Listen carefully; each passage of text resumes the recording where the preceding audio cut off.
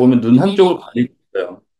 지금 가리고 있는 눈은 치료를 받지 않은 눈이에요. 그리고 방금 보신 것처럼 치료를 받지 않은 눈으로 앞을 보면 굉장히 보는 걸 어려워하는 걸 볼 수가 있습니다. 근데 지금 이번에는 똑같은 날, 똑같은 옷을 입은 똑같은 아이가 치료를 받지 않은 눈을 가리고 치료를 받은 눈으로 걸으면 이렇게 메이즈에 있는 메이즈들을 잘 걸어 다니고 장애물들을 잘 넘어 다니고 뭐 이렇게 할 수 있는 걸 볼 수가 있습니다. 이런 장점, 이런 어떤 치료 효과를 통해서 이 아이는 이제 원래는 전혀 앞을 잘 못 보던 아이가 이렇게 걸어 다니고, 아니, 자전거를 타고 운동을 하고 놀 수 있는 아이가 되었습니다. 어, 방금 보신 내용은 실제 어디 미국 그 TV에 나왔던 거고요. 이 치료제는 바이러스를 이용한 치료제인데 이따 조금 더 설명을 하고 유전자 교정은 아니지만 제가 보여드리는 두 가지 설명드리는 두 가지 케이스를 통해서 유전자 치료라는 것들이 얼마나 재밌는지 같은 걸 좀 말씀드리고 싶어서 좀 만들어 넣어본 부분입니다. 이 두 번째 케이스는 졸겐스마라고 하는 AAV를 기반으로 한 치료제입니다. 이 졸겐스마라는 치료제도 바이러스를 이용해서 유전자를 치료하는데요. 이거가 치료하는 질병은 SMA라는 질병입니다. 이 SM이라는 질병은 스파이널 머스큘러 디스트로피인데 SMN이라는 유전자의 돌연변이가 생겨서 생기는 근 유전 질병이고요. 여기 있는 그래프는 이제 몇 년 전에 오래전에 한 10년 전에 NEJM에 논문 나왔던 건데 이걸 보면은 뭐 이렇게 오른쪽 스코어를 보시면 뭐가 되게 좋아지네 뭐라는 생각이 드실 수는 있는데 단순히 그저 좋아지네 정도의 얘기가 아니라 왼쪽에 있는 앱스트랙트 쪽을 보시면 이 15명밖에 안 되는 환자에 대한 임상인데 뭐 오른쪽 분 15명 다 뭔가 스코어가 좋아지는 게 보이시죠? 근데 이 15명 환자, 애기들이 보시면 이제 인젝션을 맞기 시작한 게 one month, two months, 뭐 늦은 애들이 1년, five months, 뭐 1년 이런 식인데 이런 아이들이 원래는 15명, 그러니까 지금 15명이 다 살아있다. 근데 그 아랫줄에 보시면 compare with the rate of survival of 8% historical cohort. 그러니까 히스토리컬 코홀트에 따르면 이 중에 8%만 살아있을 아이들이 지금 모두 살아있는 거죠. 굉장히 놀라운 치료 효과를 보인 것이고, 이런 측면에서 사실은 앞에 보여드린 선천적으로 실명을 하게 되는 아이가 앞을 볼 수 있게 되고, 어, 8%만의 아이만 살아있을 수 있는 아이에 모두가 살아있을 수 있게 하는 수준의 어떤 놀라운 일들을 이뤄내고 있는 것들이 유전자 치료입니다. 그래서 제가 오늘 저희 강의 제목을 유전자 교정 기술과 함께 치료적 응용이라고 썼는데, 지금 보여드린 두 가지 예는 사실 유전자 교정은 아니고 AAV란 바이러스를 이용해 만들어진 치료제입니다. 하지만 이 전체적으로 이 모든 것들이 우리가 유전자라는 것들을 이해하게 되면서 그거를 좀 더 잘 사용할 수 있게 되는 기술들이 어베일러블해지게 됐을 때 할 수 있는 놀라운 치료적 효과들을 보여주고 있어요. 앞에 보여드린 두 가지 예는 이미 각각은 그 AAV 기반으로 만들어진 바이오텍이 개발을 한 치료제로서 좋은 임상 결과가 나온 다음에 바로 뭐 몇 조 원의 M&A가 돼서 각각 큰 파마들에서 개발을 한 약이 되었고요. 이 AAV라는 바이러스는 유전자를 몸속으로 전달해서 가장 안정적으로 장기적으로 발현할 수 있는 좋은 벡터가 되어주고 있죠. 이렇게 유전자를 전달하는 것만이 아니라 이제 우리가 어떻게 하면 유전 정보를 조금 더 정확하게 유전체 속에서 있는 유전 정보를 저희 바꿀 수 있냐라는 기술에 관련되는 일들이 오늘 저희가 얘기할 유전자 교정이라는 얘기입니다. 아까 말씀드린 것처럼 저는 한 7년에 포닥을 시작할 때부터 이 관련 분야에 들어와서 일을 했고요. 물론 그때는 크리스퍼라는 것들이 없던 시절입니다. 근데 사실 오늘 나오는 자료 중에서 꽤 많은 부분이 제가 10년 전에 만든 자료의 일부라서 일부입니다. 아까 이따가 나오는 내용들에서 용어들을 보면 좀 올드 용어들이 나오는 걸 볼 수가 있는데 다시 말해서 유전자 교정이라는 분야에서의 어떤 컨셉들은 상당히 컨설브가 되어 있기 때문에 그대로 가고 툴만 바뀌고 있기 때문에 교정의 과정 가능성 같은 경우는 제가 이제 옛날부터 해왔던 일들과 크게 다르지 않은 것 같아요. 그래서 저희가 유전자 교정 또는 지놈 에디팅이라고 하면 이는 우리가 보통 얘기한 센트럴 도그마에서 DNA 단계에 있는 유전 정보를 직접적으로 바꾸는 일을 얘기합니다. 뭐 그전에는 프로테인의 단계에선 스몰 모레큘 엔티바디를 이용해서 이런 프로테인화된 유전 정보를 조절할 수가 있었고 또 RNA 단계에서도 RNAi라는 기술이 나오면서 굉장히 RNA 단계에서 존재하는 유전 정보를 좀 더 효율적으로 바꿀 수가 있었죠. 근데 DNA 상에 있는 유전 정보를 자유롭게 바꾸는 기술은 굉장히 어려웠습니다. 아마 이번 강의 시리즈 중에 이지훈 박사님이 마우스에서 유전 정보를 바꾸는 일들을 설명하시면서도 얘기 나왔을 것 같은데, 기존의 기술들은 굉장히 비효율적이었고, 이것들을 효율적으로 만드는 일이 굉장히 힘들었습니다. 근데 이제 이것들을 유전자 가위 또는 저희가 보통 유전자 가위라고 부르는 툴이 개발되면서 어떻게 효율적이 되게 되었는가에 대한 약간 히스토리컬한 백그라운드를 좀 설명해 보면, 왜 그럼 유전체는 그렇게 바꾸기 어려울까? 유전체에 있는 정보는 그렇게 바꾸기 어려울까라고 생각해보면, 뭐 여러 가지 이유가 있겠지만, 한 가지는 저희가 가지고 있는 유전체라는 게 엄청 크죠. 3 빌리언 정도 되니까. 그중에서 우리가 하고자 하는 일은 그중에 특정 유전자를 정확히 바꾸고자 하는 겁니다. 다시 말해서 이 엄청 근 3 빌리언 중에서 원하는 뉴클리오타이드 한두 개의 레졸루션으로 내가 원하는 위치를 바꿔야 된다는 어떤 사막에서 그 바늘 찾는 것 같은 어려움이 있고요. 또 하나는 유전 정보라는 것 자체가 DNA에 담겨 있는데 DNA라는 물질이 어떻게 보면은 스테이블하기 때문에 유전 정보를 담는 물질로 선택이 되었겠죠. 그렇다면 반대로 이 DNA의 스테이블한 화학 구조를 바꿔서 화학 구조 자체를 바꿔내야지만 바뀌는 유전 정보를 바꾸는 건 어려운 일인 거죠. 그런 측면에서 결국은 사람들이 고민을 하다가 알게 된 것은 사람들이 좀 발견했던 연구들 중에 하나 뭐였냐면 유전 정보가 진짜 잘 안 바뀌는데 어, 어 세포 내 유전체 중에 있는 특정 위치를 자르면 그 위치의 유전 정보는 꽤나 잘 바뀐다는 걸 알게 됐어요. 이게 벌써 20년 넘게 전에 나왔던 논문, 벌써 30년 전에 나왔던 논문이 마르샤리스 랩에서 나왔던 논문인데 ISC1이라고 하는 좀 레어 커팅 엔자임을 마우스셀에다가 이제 그걸 자를 수 있는 시퀀스를 임베드 시켜놓고 그 위치에 그 ISU1이라는 유전자 가위, 그러니까 restriction 엔자임을 발현시키니까 그 위치가 잘리면서 그 위치에 돌연변이가 들어가는 형태의 교정이 효율적으로 일어나더라라는 걸 볼 수 있어서 그러면 우리가 너무 커서 특정 위치가 너무 작아서 사막에서 바늘구멍 찾는 느낌, 바늘 찾는 느낌이고 또 하나는 DNA가 너무 스테이블한 것. 이것을 극복하기 위해서 특정 서열을 찾아갈 줄 알면서 그 위치를 잘라서 DNA라는 화학 구조 자체를 망가뜨릴 수 있는 엔자임을 사용하면 그 위치에 있는 유전정보를 잘 바꿀 수 있다는 걸 알게 되었는데 이제는 그 고양이 목에 방울 날기처럼 그럼 어떻게 원하는 서열을 찾아가서 그곳을 자르는 것, 도구를 만들 수 있을까라는 연구들이 진행되고 그때쯤에 사실 병행되어서 사람들이 연구하던 것들 중에 하나가 어떻게 DNA 바인딩 도메인이 DNA를 인식하는가라는 측면에서 DNA 바인딩 도메인을 구성하는 것 중에 가장 어번던트한 모듈인 징크핑거 모듈이라는 것들에 대해서 사람 스터디하는 과정에서 사람들이 징크핑거라는 게 텐덤으로 구성되어 있는데 이 텐덤 중에서 하나의 징크핑거가 3 베이스 페어를 인식하는 형태로 모듈러하게 작용을 한다는 걸 알게 돼서 툴젠을 비롯한 사실은 툴젠이 99년에 생겼는데 툴젠을 비롯한 몇 개 회사들이 나 연구진들이 달려들어서 그러면은 3 베이스 페어를 인식하는 징크 핑거가 최대한 많이 가지고 있으면 3 베이스 페어니까 트리플렛이니까 4의 3승은 64가지 가능성이 있거든요. 64가지 가능성의 시퀀스 3 베이스 페어 시퀀스 중에서를 인식하는 징크 핑거를 최대한 많이 갖고 있으면 그것에 대한 징크 핑거를 조합하는 방식으로 내가 원하는 DNA 바이딩 도메인을 만들 수 있겠구나. 라는 사람들이 생각을 해서 그런 일들을 했어요. 툴젠 같은 경우는 99년에 창업되었을 때 이것들을 휴먼의 지놈에 있는 징크핑거들을 하나하나 동정해가지고 원하는 징크핑거 레파토어를 늘려보자는 컨셉으로 나왔고 2003년에 네이처 바이오텍 논문을 두 개나 내면서 그런 징크핑거를 이용해서 맞춤형 DNA 바인딩 도메인을 만드는 것들을 보여줬죠. 그래서 제일 처음에는 이런 기술들을 이용해서 전사인자를 만들어 쓰다가 그런 것들도 좋은 논문을 내고 저희도 그렇고 다른 것들도 하다가 그때쯤에 이제 RNA이라는 기술이 나오면서 트랜스크립션 레귤레이션 하는 거는 RNA이로 해서 포스트 트랜스크립션 레귤레이션 해버리면 되기 때문에 쓸 데가 없네? 뭐 이렇게 해서 사실은 이 기술 어디다 쓰지? 하던 타이밍에 이제 비슷한 시기에 연구하던 사람 중에 한 명이 보여줬던 어떤 어플리케이션이 징크핑거 뉴클리에이즈라는 거였어요. 이 사람은 처음에 했던 일은 DNA 리스트릭션 엔자임의 레파토어를 늘리려는 거였어요. DNA 리스트릭션 엔자임이 자를 수 있는 DNA가 정해져 있다 보니까 클로닝하거나 할 때 불편하죠. 그러니까 이거를 DNA가 이 리스트릭션 엔자임이 자르는 DNA 서열을 좀 자유롭게 바꿀 수 있을까?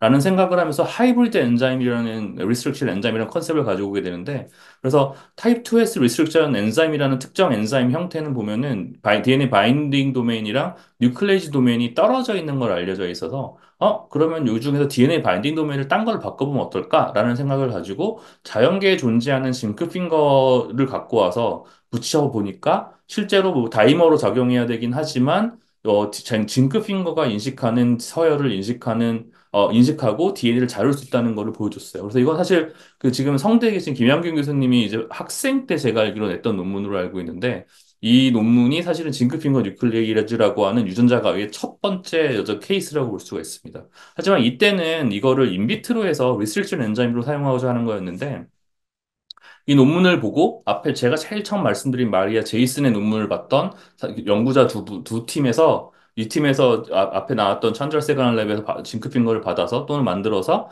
그럼 이거를 세포에다 써보면은 바로 우리가 원하는 서열을 인식하는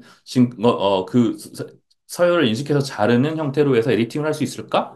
라는 생각을 했고 실제 사이언스의 브리비아로 백투백으로 2003년에 논문이 나간 것이 2003년에 나간 게 왼쪽은 휴먼 셀, 오른쪽은 드로소필라에서 그 앞에 보여드렸던 하이브리드 엔자임을 발현시켰더니 유전자 특정 위치가 잘리고 유전 정보가 바뀌는 교정이 가능하다. 다시 말해서 요즘에 우리가 유전자 교정이라고 부르는 결국은 타겟티드 클리비지에 의한 서열 변화라는 컨셉을 디자이너블하게 할 수 있다는 컨셉을 처음으로 보인 논문이 됐습니다.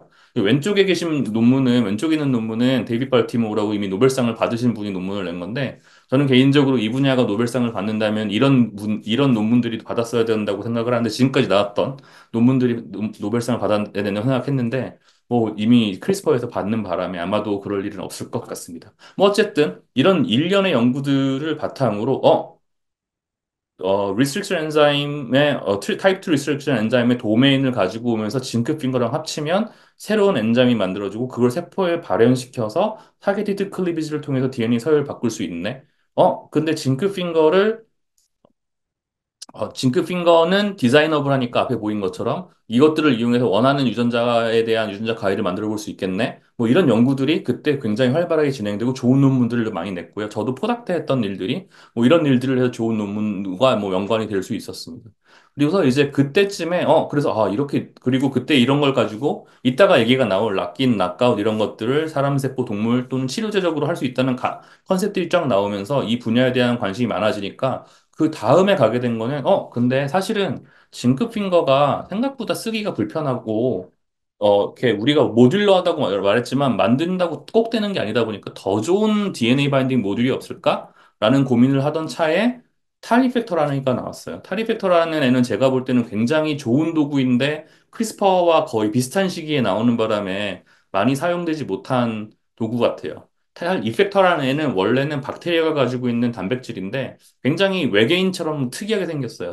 30아미노 애시드가 뭐 20개 가까이 리핏되는 위치가 있는데 그 위치에 30 아미노 애시드가 거의 똑같은 서열로 리핏이 되면서 중간에 아미노 애시드 두 개만 다른 여기 표시되어 있는 뭐 HD, NG, NS 이런 식으로 두 개만 다른 게 알려져 있기로 기능은 패소젠, 그러니까 식물 패소젠인 박테리아가 식물에 가면서 빨대를 꽂아서 이 프로테인을 식물 세포에 놔야 되면 얘가 가서 이곳에서 이 그 식물 세포가 아까 인펙션이 되게 좋은 형태로 바꿔준다는 게 알려져 있었죠. 그 다음에 사람들이 연구를 하다 보니까 저 이상하게 생긴 리핏되는 구조가 뭐지 찾아보다 보니까 2009년에 사람들이 두 군데서 이제 사이언스에 같은 호에 냈던 논문이 저 두 베이스 페어씩만 다른 적에 특정 뉴클리오타이드를 인식하는 스페시피티를 만들고 있다. 근데 이거는 징크핑거처럼 3 베이스 페어 레졸루션이 아니라 1 베이스 페어 레졸루션. 다시 말해서 AT, GC를 각각 인식하는 모듈을 가지고 있다는 걸 알게 됐어요. 그러니까 사실은 징크핑거는 3 베이스 페어니까 64가지 가능성이 있는데 비해서 탈은 4가지, 4 베이스 페어니까 4가지 탈 모듈만 있으면 이론적으로 거의 모든 서열에 바인딩을 시켜볼 수 있는 바인딩할 수 있는 DNA 바인딩 도면을 만들 수 있는 가능성이 있고 실제 그런 것들이 가능하다는 것들이 이후 연구들을 통해 나왔습니다. 그래서 저희 연구실도 저는 이제 김진수 교수님 그리고 툴젠에 그 서울대 김진수 교수님 연구실 그리고 툴젠에 있었는데 저희도 거기에 뛰어들어서 굉장히 일찍 가장 먼저 한 그룹 중에 하나로서 탈렌이라고 하는 탈 이펙터와 징크핑거를 합치는 형태의 엔자임을 만들었고 이것들을 거의 휴먼 지놈의 약간 라지 스케일로 만들 수 있는 시스템을 만들고 이거를 휴먼 지놈 스케일로 그 라이브러리를 만들어서 또 좋은 논문을 낼 수 있는 기회들이 있었죠. 그래서 이 정도면 이제 굉장히 좋은 기술이 됐기 때문에 이걸 가지고 많은 일을 할 수 있겠다라는 생각을 하고 탈렌을 많이 저희도 이렇게 생산하고 팔고 또 이걸로 연구를 시작하고 있었습니다. 근데 거의 또 사실은 비슷한 시기에 우리가 이제 오늘 뭐 아까 소개해 주셨지 맞고 이제는 거의 모든 분들이 아시는 크리스퍼라는 게 나옵니다. 그리고 결국은 프로테인 베이스로 하던 모든 일들이 결국은 크리스퍼로 바뀌는데 2, 3년의 시간이 걸리지 않았던 것 같아요. 여기서 나오는 크리스퍼 캐스9 지금 보시는 구조에서 파란색이 캐스9 이런 단백질이고 초록색이 가이드 RNA입니다. 그리고 분홍색이 DNA이고 파란색과 초록색의 물질이 하나의 바인딩을 해서 엔자임을 이루고 얘네가 분홍색에 있는 DNA 찾아가서 이것들을 열어서 DNA를 서열을 확인하고 자기가 원하는 데가 맞으면 자르는 형태로 작동을 하게 되죠. 마치 저희가 징크핑거라는 분야가 처음에는 전사인자로 성공을 할 뻔하다가 RNA이라는 게 나오면서 사라졌던 것처럼 징크핑거 뉴클레이즈 그리고 탈렌이라는 기술이 꽤나 오랜 시간 동안 이스태블리시 되면서 옵티마이즈 되면서 이제 쓸만해지니까 크리스퍼 캐스9이라고 하는 굉장히 쉬운 좋은 기술이 나오면서 크리스퍼와 징크핑거와 탈렌이 또 이제 사라지게 되는 어떤 운명이 있고 저는 옛날부터 이 일을 했다 보니까 조금 그 일들에 대해 아쉽지만 돌아보면 결국은 크리스퍼가 정말 좋은 도구라서 그런 것 같습니다. 크리스퍼 캐스 시스템에 대해서는 지금 요즘엔 다들 아시고 계실 것 같아서 디테일 슬라이드는 좀 있는데 디테일하게 설명하기보다는 그냥 언급할 부분만 언급하고 넘어갈게요. 크리스퍼 캐스 시스템은 기본적으로는 박테리아가 가지고 있는 이뮨 시스템이죠. 밖에서 들어오는 페이지나 플라즈미 같은 DNA들에 대해서 한번 당하면은 당할 때 어쩔 수 없는데 어떻게든 그 일부의 DNA를 자기가 가진 크리스퍼 어레이라는 곳에다 우겨 넣었다가 그것이 전사되어서 크리 RNA 또는 저희가 보통 요즘 부르는 가이드 RNA 형태로 바뀌고 그게 캐스 단백질과 붙어서 돌아다니다가 다음에 걔네가 다시 들어오면은 DNA 서열을 바탕으로 인식을 해서 자르는 방식으로 인펙션을 막아주는 해소제를 막아주는 좀 기능을 하는 곳인데 이 중에서도 굉장히 다양한 타입이 있는데 그 중에서 크리스퍼 캐스9이라고 하는 여기 타입 2 같은 경우는 가이드 RNA는 원래는 두 개인데 단백질이 싱글 프로테인 이펙터라는 점에서 공학적으로 이용해서 유전자 가위를 만들기 굉장히 좋아서 이 캐스9이 캐릭터라이즈 되면서 이 분야가 유전자 교정으로 들어오게 되었습니다. 사실 그 전에 이미 클래스 1에 있는 타입 1 같은 케이스케이드 같은 애들은 잘 알려져 있었는데 멀티 컴포넌트 모듈이고 퓨리파이 하는 과정이나 이것들을 사용하는 과정이 쉽지 않아서 이거를 교정까지 가지는 못했던 부분이 있습니다. 근데 2012년 뭐 많이 아시는 뭐 이제는 노벨상 받았던 다우드나나 사실 노벨상을 받지 못해서 아쉬운 한두 명의 사람들이 있는데 비슷한 일을 했던 그런 사람들이 했던 일들이 크리스퍼 캐스9을 캐릭터라이즈 하는 거였고 이게 정말 원 팩터 프로테인 하나로 가이드라인만 있으면 원하는 위치를 자를 수 있구나라는 것들을 보여주는 과정에 있었습니다. 그래서 앞서 말씀드린 내용들을 따라와 보면 저희가 에디팅이란 측면에서는 꽤 오랜 기간 동안 뭐 유전자를 자르면 되는구나, HDR을 할 수 있구나, 징크핀 걸 어떻게 만들 수 있구나, GFN이 나오고 탈린이 나오는 요 시기들 거기다가 크리스퍼 같은 경우는 아주 옛날에 크리스퍼가 그 요구르트 회사에서 뭐 발견되고 뭐 이런 일들 또는 시퀀싱을 했던 이상한 서열이 나왔더니 발견했던 것들 그리고 타입 1들이 발견되고 캐릭터라이즈 되고 타입 2가 캐릭터라이즈 이 모든 것들이 딱 모이는 시점이 2012년, 13년쯤이었고, 그때, 타입 크리스퍼 캐스, 방금 설명드렸던 타입 2가 캐릭터라이즈 되고, 징크핑거와 탈렌에 의해서 지름 에디팅이라는 컨셉이 상당히 파퓰러해지기 시작하는 타이밍이었고, 이 두 개가 딱 만나면서 굉장히 이 분야가 폭발적으로 발전하게 됩니다. 원래 크리스퍼 캐스9은 아까 말씀드린 것처럼 단백질 하나와 함께 가이드 RNA 두 개의 RNA 물질로 구성되는 가이드 RNA 여기 아래 보면은 크리 RNA라고 되어 있는 거랑 트레이스 RNA라고 되어 있는 두 가지 RNA에 의해서 작동을 하게 되는데 실제 저희가 지금 사용하고 있는 일들은 그 두 개 가이드 RNA를 합쳐서 만들어지는 하나의 sgRNA라고 저희가 부르는 싱글 가이드 RNA라고 불리는 물질로 사용되게 되고요. 이와 함께 캐스9 단백질이 사용되게 됩니다. 그리고 여기 사실 저희가 이제 이론적으로 얘기하면 크리스퍼 캐스9이라고 단순히 부를 수 있는 물질은 너무 많습니다. 왜냐하면 굉장히 다양한 박테리아에서 크리스퍼 캐스9이 발견되는데 각각이 다른 형태의 서열이나 구조를 갖는 그 RNA나 단백질을 갖게 됩니다. 그래서 사실은 그 이론적으로 하면 크리스퍼 캐스9이라는 건 그냥 패밀리 얘기일 뿐이고 그 중에서 어떤 단백질이냐 어떤 가이드냐에 따라 굉장히 다른 특징을 갖죠. 그리고 사실은 그런 일들도 굉장히 다양하게 이루어지고 있고, 저 자신도 새로운 유전자 크리스퍼-캐스9을 뭐 특정 백테리아에 나온 걸 새로 찾아서 캐릭터라이즈해서 논문을 내고 하는 일들을 해본 적이 있는데요.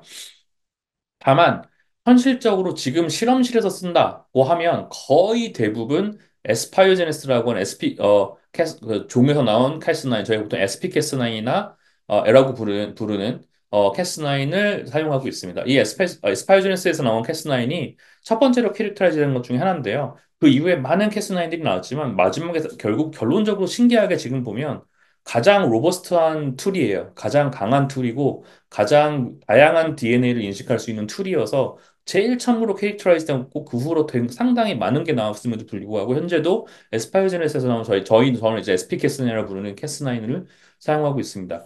SPCAS9 자체에 대해서 좀 더 설명을 드리면 여기 나와 있는 구조대로 좀 얘기를 해보면 캐스9 뉴클레이지라고 써 있는 캐스9 단백질은 SPCAS9에서 나온 애들은 한 1300에서 1400 아미노에시드 정도 되는 굉장히 큰 단백질입니다. 그래서 CJN으로 보면은 4.2, 4.3 kb 정도 되는 걸로 기억을 하고요. 상당히 큰 단백질이고, 그건 사실은 이게 캐스 타입 1 크리스퍼로 보면은 멀티 컴포넌트에 들어있는 단백질의 기능들이 캐스9 하나로 들어와 있기 때문에 클 수밖에 없는 면도 있는 것 같습니다. 가이드 RNA 같은 경우는 처음에 말씀드린 것처럼 원래 그 크리RNA 그리고 트레이스 RNA로 되어 있는데 프리RNA가 40 몇 베이스 페어, 트레이스 RNA가 80 몇 베이스 페어 정도가 되어 있는데 이거를 그 링킹을 시키면서 살짝 잘라내고 해서 보통 사용하는 SPCAS9의 가이드 RNA는 보통 100에서 110모 사이의 길이를 사용하고 있습니다. 이 100에서 박사님, 110 RNA 박사님, 중에서 박사님 혹시 그 설명하실 때 커서를 조금 돌려주시면 아, 어디를 말씀하시는 건지 알기 예, 잘 보입니다. 네. 이거 보이나요? 네네네. 네. 예. 그 여기 요 가이드 RNA가 싱글 가이드 RNA이고요. 요게 한 100머 정도 되는 거가 이제 SPCAS9의 가이드 RNA입니다. 근데 요 100머 중에서 5 프라임에는 20머만 달라지게 되고요. 이걸 이용해서 인식하는 서열이 달라지게 되고 뒤에 있는 애들은 구조적으로 작동하는 거기 때문에 서열을 바꾸지 않습니다. 그래서 100머 중에서 앞에 있는 20머만 바꿔가면서도 원하는 위치를 자를 수 있는 유전자 가위를 쉽게 만들 수 있다라는 점이 크리스퍼-캐스9의 어떤 매력적이고 또 이해하기 쉬운, 사용하기 쉬운 점이라고 생각합니다. 실제 크리스퍼-캐스9이 좀 더 디테일하게 어떻게 작동하는지를 생각해 보면은 이게 어떻게 바꿀 수 있구나라는 생각이 드는데 다시 돌아와서 여기서 나온 설명하는 건 SP-캐스9이라는 캐스9에 대한 겁니다. 크리스퍼-캐스9이 제일 먼저 회색이랑 여기 있는 빨간색 그리고 파란색이 이루어진 가이드라니까 컴플렉스를 이룬 다음에 DNA로 가겠죠. 근데 DNA로 간 다음에 얘가 원하는 DNA에 왔는지 아닌지를 알려면 RNA 부분을 이용해서 DNA의 서열을 봐야 되는데 DNA는 더블 스트랜드 브레이크잖아요. 그러니까 DNA 더블 스트랜드 브레이크이기 때문에 열어주지 않으면은 유전 정보가 나와 있질 않습니다. 보이질 않습니다. 그래서 기본적으로 제일 먼저 해야 되는 DNA를 여는 일인데, 어, 캐스9은 힐리케이지 액티비티가 있지는 않습니다. 대신에 어떤 액티비티가 있냐면 어떤 짧은 서열에 바인딩할 수 있는 액티비티를 가지고 있는데 여기서 그 크리스퍼가 캐스9이 인식하는 이 짧은 서열을 저희가 보통 팸이라고 부릅니다. 그리고 SP캐스9이 인식하는 팸은 GG입니다. 그래서 캐스9은 이 구조상에서 지놈에 가면 모든 GG에 붙어보는 겁니다. 그리고 붙으면 어떤 일이 일어나면은 DNA에 킹크가 일어나면서 DNA가 살짝 열립니다. 다 열리는 게 아니고 살짝 열리거든요. 살짝 열린 상태에서 아까 말씀드린 가이드 RNA의 5 프라임 20 베이스 페어가 DNA 바인딩을 하는데 인식하는데 사용된다고 했는데 이 20 베이스 페어의 3 프라임부터 시작해서 열린 DNA 위치와 가이드 RNA의 바인딩이 시작됩니다. 이때 바인딩이 돼서 실제 컴플리먼터리에서 바인딩이 돼서 에너지가 있으면 이게 더 열리고 더 열리는 방식으로 해서 점점점 열리면서 하나 맞춰가면서 이게 20 베이스 페어가 다 맞는 위치인지를 확인하게 됩니다. 그래서 팸이 있어서 바인딩을 하고 있고 DNA가 열리면서 RNA 바인딩이 일어나서 이 두 가지가 다 충분한 에너지로 만들어졌을 때 캐스9이 가지고 있는 두 개의 뉴클레이즈 도메인이 하나씩 액티베이션이 되면서 각 뉴클레이즈 도메인이 스트랜드 하나씩을 잘라서 더블 스트랜드 브레이크를 만들게 됩니다. 이런 형태로 작동을 하게 되기 때문에 1번 햄은 단백질이 인식하는 서열이기 때문에 바꾸기가 쉽지 않습니다. 그래서 뭐 요즘에는 뭐 이것도 엔지니어링 한 애들이 나오긴 하지만 보통 그냥 실험실 안에서 사용할 때는 햄은 고정이다. 다시 말해서 우리 타겟 유전자가 서열이 있을 때 햄은 바꿀 수 없으니까 예를 들어 SPCS9을 쓸 때는 GG가 있는 위치들을 이용해서 저희가 타겟 사이트를 서열을 정해야 됩니다. 그리고 이 GG 앞에 N이 하나 써 있는데 그 이유는 이 팸 GG 앞에 뉴클리오타이드 하나만큼의 공간을 두고 그 다음부터 DNA, RNA 바인딩이 일어나기 때문인데 그래서 저희가 앞에 20베이스 페어 그리고 한 칸 띄고 N 그리고 GG 이렇게 해서 23베이스 페어로 이루어진 타겟 사이트를 만들어지게 되고 N 위치는 그냥 정말 N으로 아무 위치나 올 수, 아무 뉴클리오타이드나 올 수 있는 거죠. 다시 말해서 우리가 타겟 사이트를 정할 때는 GG를 찾고 그 앞에 한 칸을 띄고 그 앞에 있는 20베이스 페어 DNA 바인딩 서열만큼을 RNA로 옮겨주면 그 같은 서열을 우리가 이 위치를 바인딩해서 인식할 수 있는 가이드라인을 구성할 수 있다라는 생각을 할 수가 있습니다.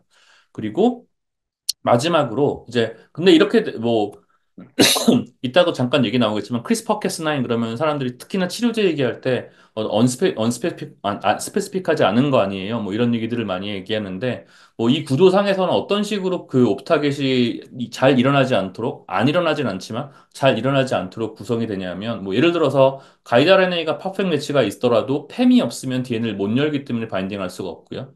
팸이 붙었더라도 이 앞에 있는 뉴클리오타이드들에서 RNA 페어링들이 잘 일어나서 DNA가 추가적으로 열리기 시작하지 않으면 더 DNA를 자를 수가 없고요.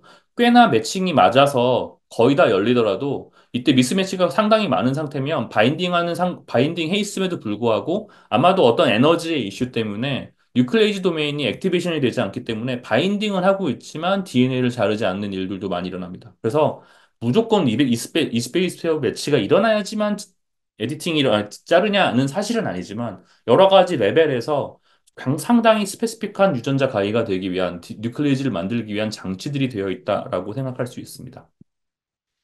박사님, 제가 이제 그 질문이 하나 있는데 아마 학생들도 궁금할 것 같은데 그 전에 슬라이드 한번 보시면 그 저희가 여러분들 아마 qPCR 같은 거 돌릴 때 프라이머 짤 때 되게 주의할 것들이 몇 개 있잖아요. 그렇죠? 뭐 GC 컨텐트는 어떻고 3 프라임에 몇 개가 다른 유전자랑 겹치면 넌스피스 그러니까 그 예, 전체가 못 붙어도 끝쪽 3 프라임만 조금 붙어도 넌스피시픽으로 PCR이 일어날 수 있고 그래서 qPCR 프라이머 짤 때 되게 조심할 것들이 있는데 요것도 물론 요새는 회사나 프로그램들이 다 짜주지만 이 가이드 RNA 짤 때도 어떤 주의사항들이 있을까요? 네, 좋은 질문이시고 말씀하신 것처럼 요즘에는 이제 툴들이 많이들 보여주긴 하는데요. 어, 저희가 사실은 저는 이 툴들이 없을 때 이런 일들을 하면서 여러 가지 저희가 이제 일을 겪었었고 이론적으로 사람들이 이제 나중에 연구를 하다 보니까 1번 당연히 GC 류치인 경우에는 오히려 오브 타겟이 떨어집니다. 그러니까 너무 GC가 아마도 바인딩할 때 에너지가 높기 때문인지 미스매치에 대한 허용도가 높아져서 GC가 많은 서열을 사용하면 액티비티가 온 타겟에 나오더라도 오프 타겟이 많을 가능성이 높아서 GC 컨텐츠가 너무 높지는 않은 것이 좋다라고 얘기를 합니다. 두 번째로 뭐 이제 이런 것들은 너무 테크니컬하긴 한데 어떻게 보면 오프 타겟에 혹시나 미스매치가 생긴다면 어디에 있는 미스매치들이 더 허용되는가라고 생각을 해보면 아무래도 열리자마자 바인딩하는 위치에 있는 미스매치들은 허용이 잘 안 될 것이고요. 잘 톨러레이트가 안 될 것이고요. 이것들이 거의 다 이 끝에까지 가서 있는 미스매치들은 조금 더 톨러레이트 됩니다. 그래서 미스매치가 있다 없다에 대해서 숫자만 보는 게 아니고 디스트리뷰션이 굉장히 중요하다는 것도 알려져 있고요. 뭐 이런 어떤 특징들을 바탕으로 요즘에 나와 있는 툴들이 오프타겟이나 온타겟 셀렉션을 도와주는 형태로 일이 되게 됩니다. 네. 그래서 지금까지 제가 말씀드린 얘기들은 어떻게 하면 유전자를 잘 자를까라는 측면에서의 얘기들을 말씀을 드렸습니다. 사실은 우리가 에디팅이라고 하면 유전 정보가 바뀌는 데까지 가야 되잖아요. 유전 정보가 바뀌는 데까지 가기 위한 일들은 사실은 이제부터는 우리는 잘라놓고 기도하면서 세포가 이거를 내가 원하는 방식으로 바꾸기를 좀 바라고 있어요. 사실은 우리가 하는 일들은 뭐냐면 세포 입장에서 보면은 DNA 데미지를 일으키는 겁니다. 세포는 DNA 데미지를 되게 싫어하기 때문에 다양한 데미지에 대해서 스페시픽한 리페어 툴들을 가지고 있습니다. 그중에서 저희가 사용하고 있는 것들은 더블 스트랜드 브레이크라고 하는 두 가닥이 다 잘리는 형태의 데미지를 사용하고 있죠. 이것들이 첫 번째 선택이 되게 된 건 누가 디자인한 건 아닐 수 있지만 당연히 말이 되는 게 뭐냐면 지금 나와 있는 여러 가지 데미지 중에서 더블 스트랜드 브레이크가 가장 뮤타제닉합니다. 다시 말해서 데미지가 생겼을 때 뮤테이션으로 이어질 가능성이 제일 높다는 뜻이죠. 저희 같은 경우 우리가 하는 일들도 결국은 더블 스트랜드 브레이크를 일으킨 다음에 이게 리페어되는 과정에서 세포 입장에서 보면은 뮤테이션이 일어나면서 우리가 원하는 서열이 바뀌거나 결과가 나오게 만들어 주는 것이죠. 더블 스트랜드 브레이크 이 리페어되는 과정은 크게 이렇게 여러 가지로 나뉠 수 있는데 크게 보면 여기 나와 있는 HR과 NHJ라는 두 가지 패스웨이가 메인 패스웨이라고 볼 수 있습니다. 그리고 이 패스웨이들을 우리가 오버라이드하고 좀 이용해서 우리가 원하는 에디팅 결과를 만들어내게 되죠. 나노몰스 엔조이닝은 이름이 보여주는 것처럼 홈올로디랑 상관없이 잘린 데를 그냥 붙입니다. 어떻게 보면 거의 클로닝하는 과정이랑 비슷한 느낌인데요. 잘리면 잘린 상태로 붙잡고 있는 쿠 같은 단백질들이 오고 그다음에 이 위치를 프로세싱하는 엔자임들과 라이게이지가 와서 이 위치를 붙여주게 됩니다. 그래서 셀 사이클이랑 상관없이 언제나 굉장히 효율적으로 사용되고 사실은 하이어 유캐리트 셀에서는 더블 스트랜드 브레이크가 일어났을 때 NHJ로 리페어하는 게 가장 흔한 일입니다. 다만 이렇게 리페어를 하게 되면은 원래 어떻게 생겼냐에 대해서 관심 있는 게 아니라 이 구조적으로 잘린 위치, 잘린 상태가 너무 위험하니까 빨리 붙이자는 거다 보니까 잘린 게 붙이는 과정에서 돌연변이가 들어갈 수가 있어서 이런 패스웨이를 에러 프론 패스웨이라고 부릅니다. 거기에 비해서 오른쪽으로 가는 호몰로그스 리컴비네이션은 기본적으로는 구조만 복원하는 게 아니라 서열도 명확히 복원하자라는 컨셉을 가집니다. 그래서 에스페이스 G2에서만 사용될 수 있는 게 왜 그러냐면 리플리케이션이 지난 다음에 자기의 완벽한 카피인 시스터 크로마티드가 있는 상태에서만 일어나도록 되어 있기 때문입니다. 그래서 더블 스탠드 브레이크가 일어나면 리섹션이란 과정을 통해서 싱글 스트랜드를 만들고 싱글 스트랜드에 있는 서열을 통해서 시스터 크로마티드에서 자기랑 같은 위치를 찾아내고 그 위치에 있는 서열을 복사해서 가져오는 형태로 리페어가 되게 됩니다. 복사했던 걸 다시 복사하기 때문에 리페어 과정이 복잡하지만 에러가 일어나지 않기 때문에 에러 프리 패스웨이라고 부릅니다. 죄송합니다. 잠깐. 그래서 우리가 교정을 한다는 측면에서는 유전 정보를 바꾼다는 측면에서는 이 두 가지 패스웨이를 다르게 사용하게 되는데 특정 유전자에 대해서 잘 잘라주는 유전자 가위가 있을 때 사실 아무것도 안 하고 그 위치를 잘라주기만 하면 세포 내에서 그 위치가 잘렸다가 NHJ에 의해서 붙고 다시 잘리고 다시 붙고 이런 형태가 돌다 보면 꽤나 많은 얼릴들이 이 위치에 스몰 인서션 딜리션 돌연변이가 들어가게 됩니다. 그리고 이런 스몰 인서션 딜리션 돌연변이가 진의 코딩 리진에 들어가게 되면 높은 확률로 프레임 시프트를 만들게 되고 프로테인이 못 만들어지게 되면서 낙아웃이라는 형태의 결과가 나오죠. 그래서 보통은 크리스퍼를 이용해서 이 지놈 에디팅을 한다고 할 때 하는 대부분의 일들은 낙아웃을 하는 일들입니다. 왜냐하면 세포는 NHJ를 굉장히 효율적으로 사용하고 HR을 별로 안 쓰기 때문에 윗 과정으로 가는 게 훨씬 더 효율적이고요. 실험적으로 말씀드리면 지금 나와 있는 크리스퍼들 같은 경우에는 잘 디자인해서 세포에 잘 넣기만 하면 한 24시간에서 48시간 내에 이 세포 전체 풀에 있는 얼릴들 중에서 뭐 50%에서 많게는 90% 이상의 얼릴들의 인델 돌연변이가 일어날 수 있는 효율로 실험이 가능합니다. 그래서 굉장히 효율적으로 낙과 얼릴을 만드는 데는 사용이 되고 있죠. 반대로 근데 원하는 돌연변이 특정 위치를 잘라서 이 위치에 돌연변을 넣고 싶은 것만이 아니라 단순히 돌연변을 넣고 싶은 게 아니라 특정 서열을 만들어주고 싶거나 다른 유전자를 넣어주고 싶다면 유전자 가위와 함께 도너라는 걸 만들어서 같이 넣게 되죠. 이때 도너는 저희 우리가 보통 홈로그 리커ம்பி네이션 도너라고 부르는 거랑 비슷한 구조를 가지게 되고 잘리는 위치의 왼쪽과 오른쪽을 이용한 홈올로지 암과 그 사이에 넣어주고 싶은 서열을 넣게 되면 세포에 유전자 가위랑 그 돈을 같이 넣으면 DNA가 자르고, 유전자 가위가 DNA를, 지놈을 자르고, 그때 세포가 특정 셀 사이클에 있으면서 도너를 시스터 크로마티드인 것처럼 착각하고 이걸 이용해서 리페어를 하게 되면 이 중간에 있는 빨간 서열이 정확히 트랜스퍼 되는 결과를 갖게 되는데 이런 것들을 보통 저희가 낙인이라고 부르죠. 그래서 이런 두 가지 형태로 실험을 하게 되고, 이따가 좀 실예로 제가 이런 것들을 실험을 디자인하는 데 있어서 떤 식의 실험들을 할 수 있는지를 좀 더 설명을 드리도록 하겠습니다. 그래서 뭐, 근데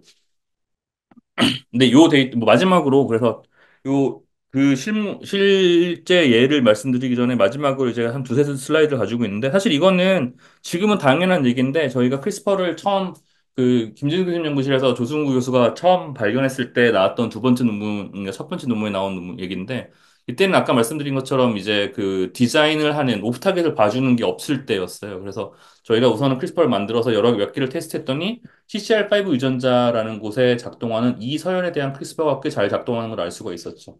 이따 좀 더 디테일하게 설명드리게 그러면 이게 어떻게 작동하는지 아냐라고 하면 작동하는지 아는 걸 가장 단순한 방법은 뭐냐면 그냥 유전자가를 넣어주고 납두면 잘 자르는 유전자가 앞 위에 과정을 통해서 인델이라는 게 도입되게 됩니다. 그래서 이게 서열이 바뀌었나를 보게 되는데 이게 바뀌었나를 보게 되는 여러 가지 방법 중 가장 어떻게 보면 그 끝판왕이라고 할 수 있는 게 타겟티드 시퀀싱 또는 딥 시퀀싱으로 이 위치 자체를 PCR 한 다음에 NGS를 돌리는 거죠. 그러면 정확히 어떤 서열들이 있는지와 퍼센티지를 퀀티테이티브하게 바로 얻어낼 수가 있는데 이 케이스에서는 뭐 293에다가 대기업 293이었나? 맞을 텐데 거기다 트랜스펙션 일렉트로 포지션을 하고 진흙대에 프랩을 하고 PCR을 해서 바로 시퀀싱을 넣었더니 60% 정도 에디팅 효율이 보였습니다. 이게 벌써 10년 년 전 데이터입니다, 사실. 그리고 이 회색은 이제 언트리티드에서는 잘 안 보인 거죠. 이때 리뷰어들이나 이런 사람들이 많이 요구하는 게, 그럼 오프타겟 있는 거 아니야? 이때는 이제 이런 것들이 오프타겟을 잘 이해 못했으니까요. 그래서 그때 이제 다시 돌아가서 이 서열이랑 비슷한 게 진홍상에 있나? 이런 것들을 보타 이런 걸 이용해서 찾은 다음에 그 위치들에서 돌연변이가 일어나는지를 보는 실험을 했습니다. 제일 처음에는 아까 박 교수님께서 질문해 주신 것처럼 RNA나 mRNA 뭐 이런 sRNA 이런 쪽에서 보면은 3' 쪽에 있는 시드만 맞으면 5' 쪽은 안 중요하다는 얘기들이 있어서 시드 100%로 매치 있는 위치들, 2 베이스 페어 미스매치가 있는 진홍상 다른 위치들, 그리고 3 베이스 페어 미스매치가 있는 진홍상 위치들을 각각 찾아서 이 위치 각각을 같은 샘플에서 PCR해서 딥 시퀀싱을 해보면 어떤 위치에서도 백그라운드 이상의 의미 있는 돌연변이 관찰되지 않는 걸 봐서 크리스퍼가 상당히 효율적이고 또한 스페시픽하구나라는 걸 좀 알 수 있었습니다.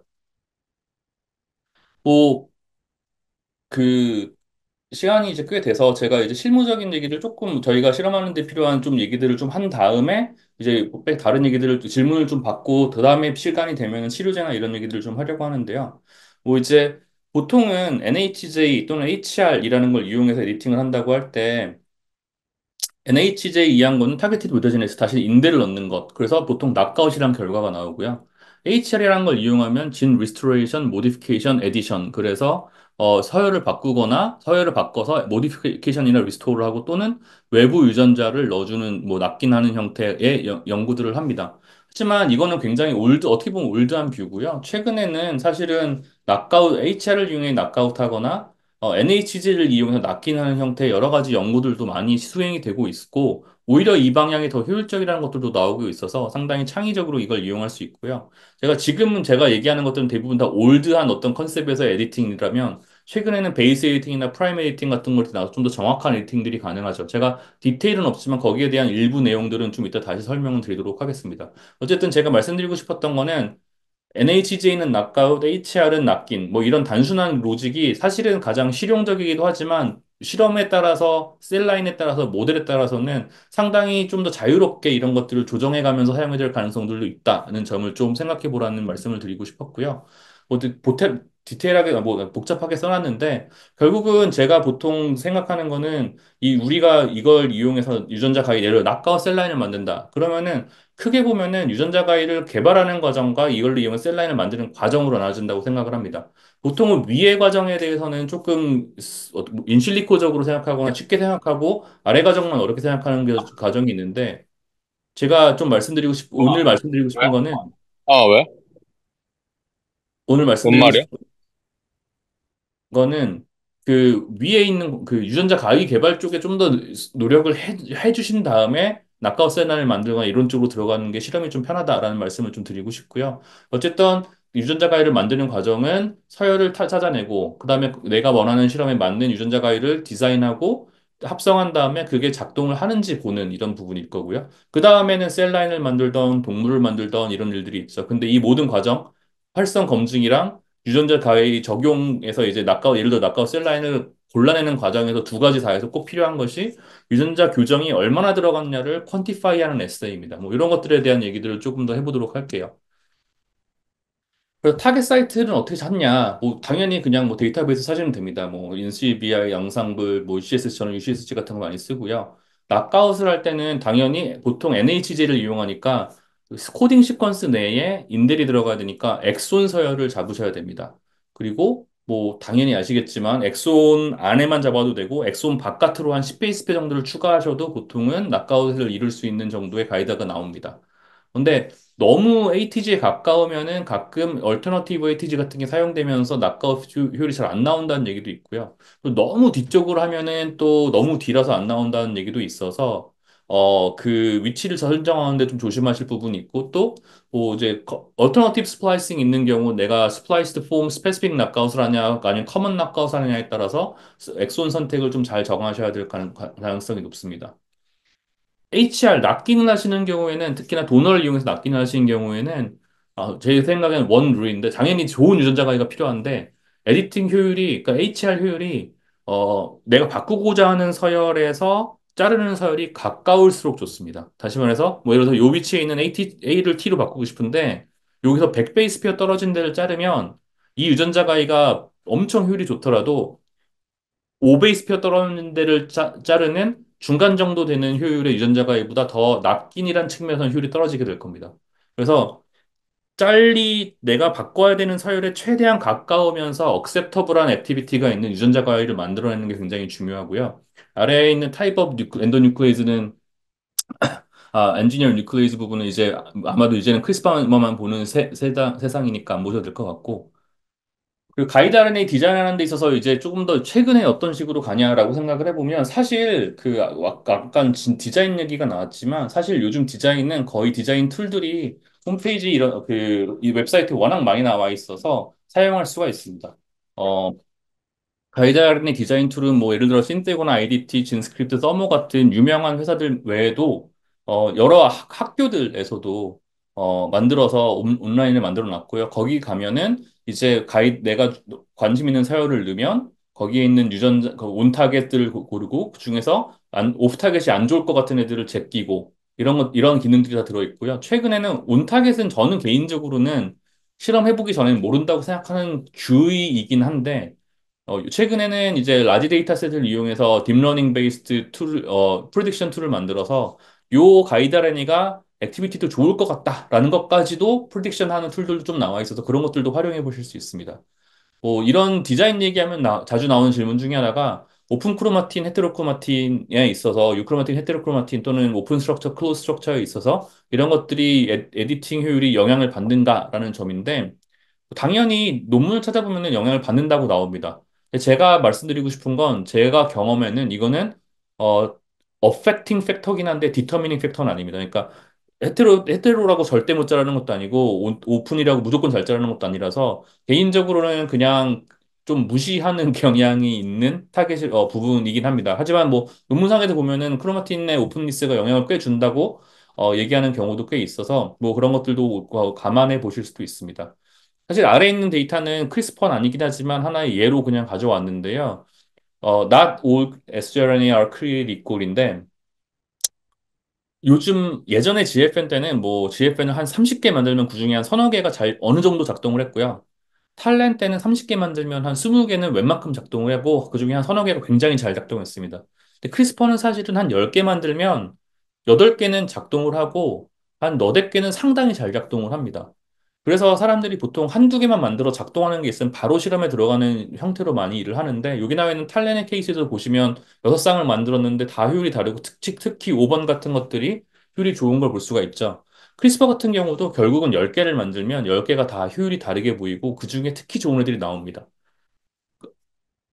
아까 말씀드린 SPK9의 예를 보면 GG라는 서열을 인식할 수 있으면 이론적으로 8배스피마다 하나씩 그런 사이트가 나오거든요. 물론 디자인하는 과정에서 오브타겟이나 이런 것 때문에 제껴지는 과정이 많고 뭐 GC 컨텐츠가 너무 높고 낮아서 또 제껴지는 애들이 있겠지만 낙가웃을 이용한다면 사실은 보통은 타겟 사이트 종류가 너무 많아서 그중에 뭘 쓸까를 고민해야 되는 게 되거든요. 그럴 때 최대한 온타겟 프레딕션 툴 같은 걸 이용해서 걸러내더라도 뭐 한두 개만 만들어 실험하지 마시고 저는 적어도 5개, 보통은 5개에서 10개 사이의 가이드를 만들어서 비교를 해보고 제일 좋은 애를 가지고 사용하라고 좀 말씀을 드리는 편입니다. 그리고 이거는 약간은 뭐, 손이 좀 많이 가는 일이긴 하지만 그렇게 할 때 또 하나 조금 고려해야 되는 점은 낙가웃을 만드는 분들이라면 사실은 프레임 시프트를 만들어야 되잖아요.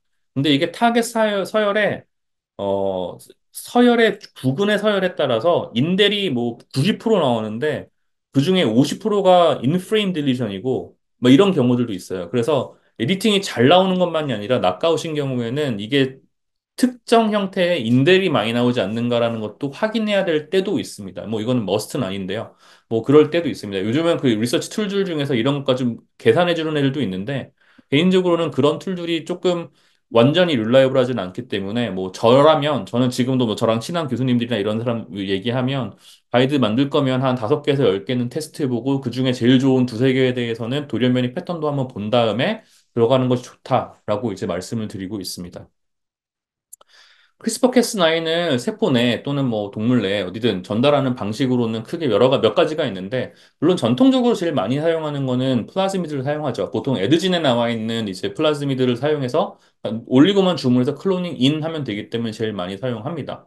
근데 이 방식이 사실 가장 싸고 편한 건 사실이지만, 저는 이 케이스도 또 이제 뭐 실험실의 구성에 따라서 뭐 경험에 따라 다르지만 여유가 좀 있다면 저는 개인적으로는 보통은 오른쪽 쪽에 있는 가이드 RNA랑 mRNA를 이용하거나 가이드 RNA랑 캐스9 프로테인을 이용하는 방식으로 실험을 하는 걸 보통 권유를 합니다. 가능하다면. 근데 이거는 사실 왼쪽에 DNA가 절대 되게 안 된다기보다는 거기에 비해서 워낙 잘 되는 DNA에 의한 크리스퍼보다도 보통은 가이드 RNA랑 mRNA 또는 가이드 RNA랑 캐스9 프로테인 RNP라고 저희가 부르는데 을 이용하는 경우가 더 에디팅 효율이 좋게 나오는 경우가 많습니다.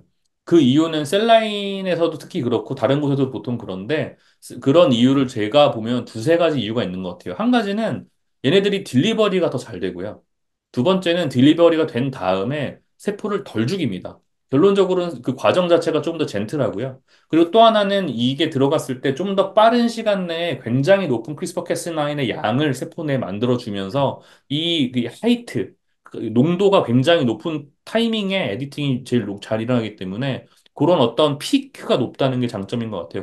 거기 비해서 DNA는 어떻게 보면 이렇게 서서히 올라가고 피크 자체가 가이드 RNA, 아까 mRNA를 이용하거나 RNP를 이용하는 만큼 높진 않은 것 같아요. 제 느낌에는. 그래서 오른쪽에 있는 애들이 더 효율적이긴 하더라라는 게 이제 1번이고 두 번째는 이제 오프 타겟의 측면에서도 DNA를 쓰는 경우에는 크리스퍼 캐스9의 발현이 피크가 높지도 않은데 또 유지가 좀 오래되고 다 72시간, 96시간까지 발현되다 보니까 온 타겟 에디팅이 얼마큼 된 상태에서 계속 발현이 되다 보니까 오프 타겟이 조금 더 어큐뮬레이션 되는 걸로 보입니다.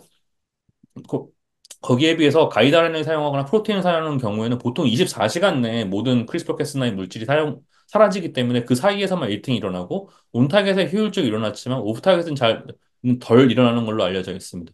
그래서 최근에는 사실 이런 가이드라인이 합성하고 하는 것도 좋은 회사들 앞에 제가 보여드렸던 신떼고 뭐 IDT 진스크립 서머 뭐 국내에도 아마 회사들이 있을 텐데 에서 아예 케미컬 합성으로 바로 만들어서 서열만 넣으면 만들어 보내주는 또는 디자인 툴에서 넣기만 하면 바로 보내주는 회사들이 있어서 이렇게 가이드라인을 주문하고 캐스9 mRNA를 만들거나 또 주문하고 단백질을 만들거나 주문해서 사용하시는 게 전체적인 에디팅 높은 효율을 만들어내는 데 있어서 제 경험상에는 좋은 실험이었습니다. 다시 돌아서 말씀드리지만 저렴한 플라즈미드 방식이 안 된다는 건 아닙니다. 그냥 제 경험상 더 잘 되더라라는 말씀을 드리는 거고요.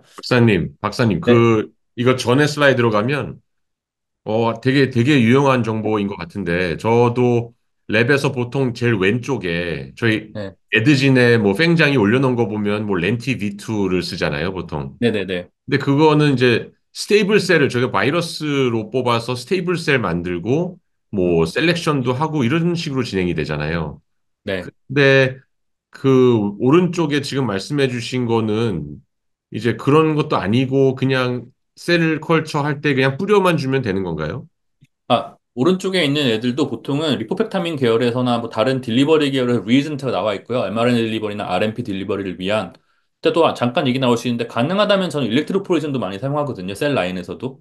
그래서 제 지금까지 경험에서는 웬만큼 어려운 셀에서도 RNP나 mRNA를 이용하면서 일렉트로포레이션을 이용하면 뭐 최소 6, 70% 이상 이 에디팅 거의 향상되고요. 뭐 프라이머리 T셀이나 NK셀처럼 기르기 어려운 세포에서도 뭐 가이드라인만 잘 골라서 쓰면 어, 24시간, 48시간 내에 80% 이상 에디팅 이피션시를 쉽게 보는 편입니다. 그래서, 그럼, 그래서 그럼, 사실은 그렇게 되면 그 정도 에디팅 이피션시가 되면 셀렉션 같은 것들이 중요하지 않아지는 수준이 되거든요. 그래서 그, 그러니까. 그래서 이게 음, 학생들한테 제일 실용적인 지금 슬라이드인 것 같은데, 저희가 왼쪽 거는 저희가 스테이블 셀을 만들잖아요. 그렇죠? 네, 스테이블 셀을 만들면 그 막 플렉텍 달린 캐스9이 계속 발현하잖아요. 사실 저희 크리스퍼 셀 그렇죠. 네네. 라인에서. 그러니까 그거를 저희가 방지할 수는 없죠.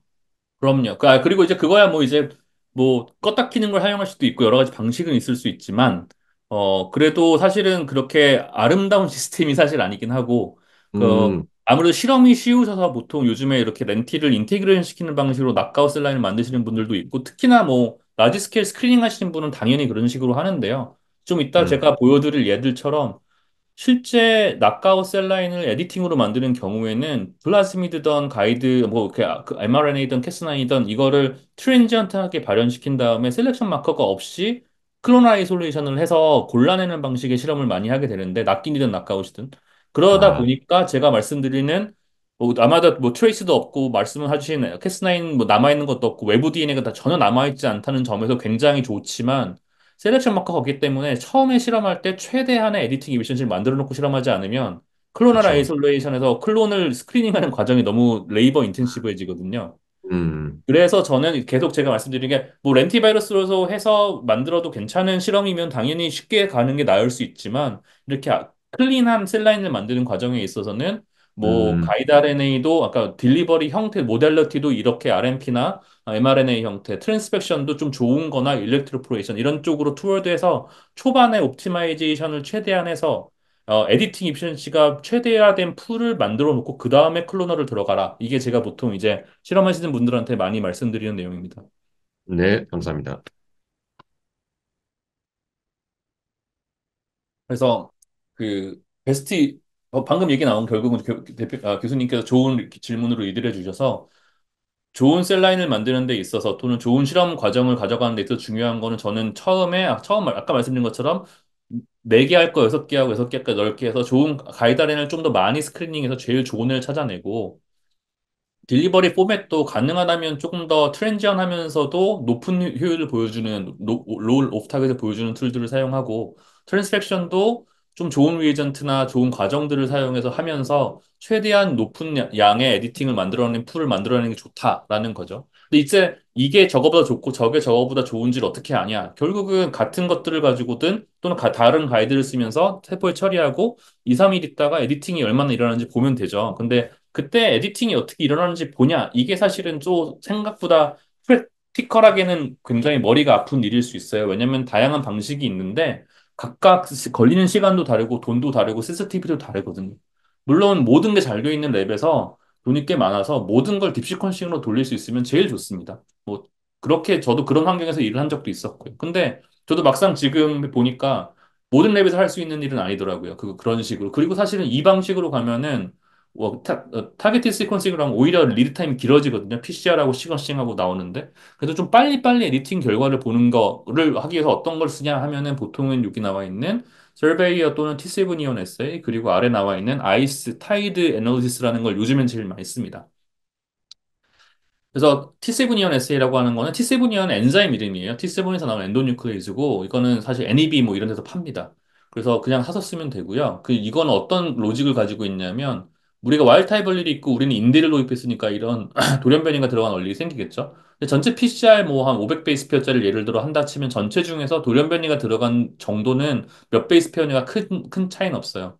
PCR을 하고서 이것들을 디네이처하고 특정 조건으로 리네이처라면 뮤턴트랑 와일드 타입이 섞여 있으면 이렇게 와일드 타입 얼릴 하나와 뮤턴트 얼릴 하나가 바인딩한 이런 헤테로디플렉스가 많이 생기게 되는데 이때 엔도뉴클레이즈 T7E1은 이런 구조적인 문제를 인식해서 자릅니다. 서열이 아니라 구조적인 문제를. 그래서 이 케이스 보면 요 위에 있는 더블 스트랜드나 이 아래에 있는 더블 스트랜드는 자르지 않는데 이렇게 버블이 생긴 형태의 DNA를 자르는 거죠. 그래서 돌연변이가 없다면 전혀 안 잘린 형태로 나올 것이고요. 돌연변이가 있다면 이런 형태로 특정 위치, 타겟 위치와 여기 프라이머 위치의 어떤 관계를 따라서 특정 사이즈의 밴드가 나오게 되는데 이 밴드의 크기가, 아니, 두께가 결국은 에디팅 이피션시와 관련이 되게 됩니다. 그래서 결국 뭐 토탈 DNA 중에서 잘린 DNA 양을 덴시토미터 같은 걸로 재서 이제 에디팅 효율을 러프하게 계산할 수가 있는데 이 실험이 아무래도 PCR하고 자르고 내가 다시 젤 내리면 되니까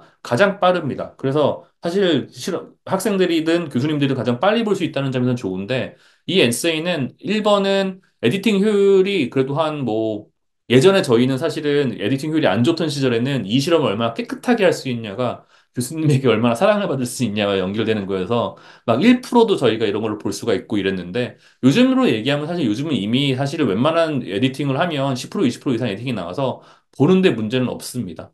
예, 보는데 문제는 없는데 오히려 아마 50%가 넘어가기 시작하면은 디스런이 그 차이가 잘 안 보일 수는 있을 것 같아요.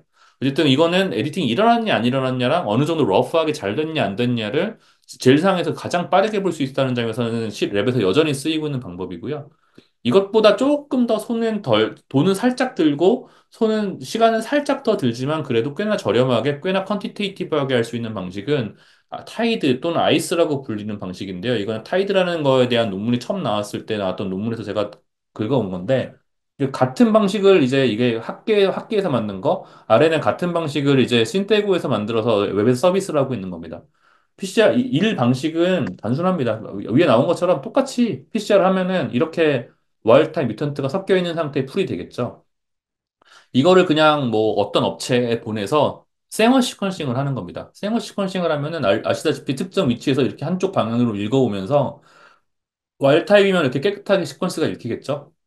근데 에디팅이 들어있으면 깨끗하게 읽히다가 잘리는 위치를 중심으로 해서 그 주변에부터는 길이가 짧아지고 긴 애들이 섞여 있기 때문에 더블픽, 트리플픽이 나오기 시작합니다.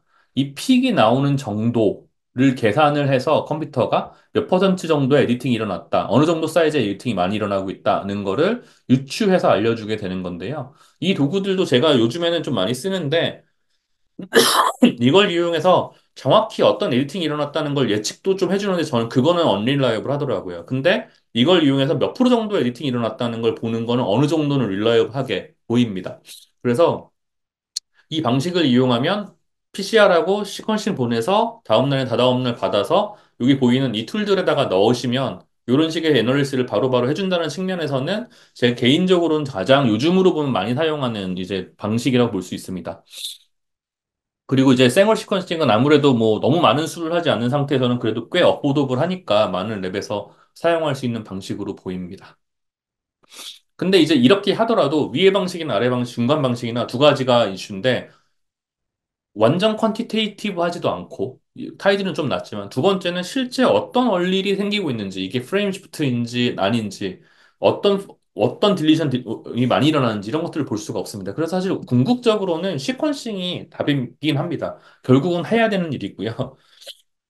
똑같이 에디팅하고 PCR 하는데, 이제 뭐, 사실 제가 NGS 관련되는 설명이 여기서 드릴 얘기는 아닌 것 같고, 저희가 이걸 특정 위치를 PCR에서 본다는 측면에서 딥 시퀀싱 또는 타겟티드 시퀀싱이라고 부르고 있고요.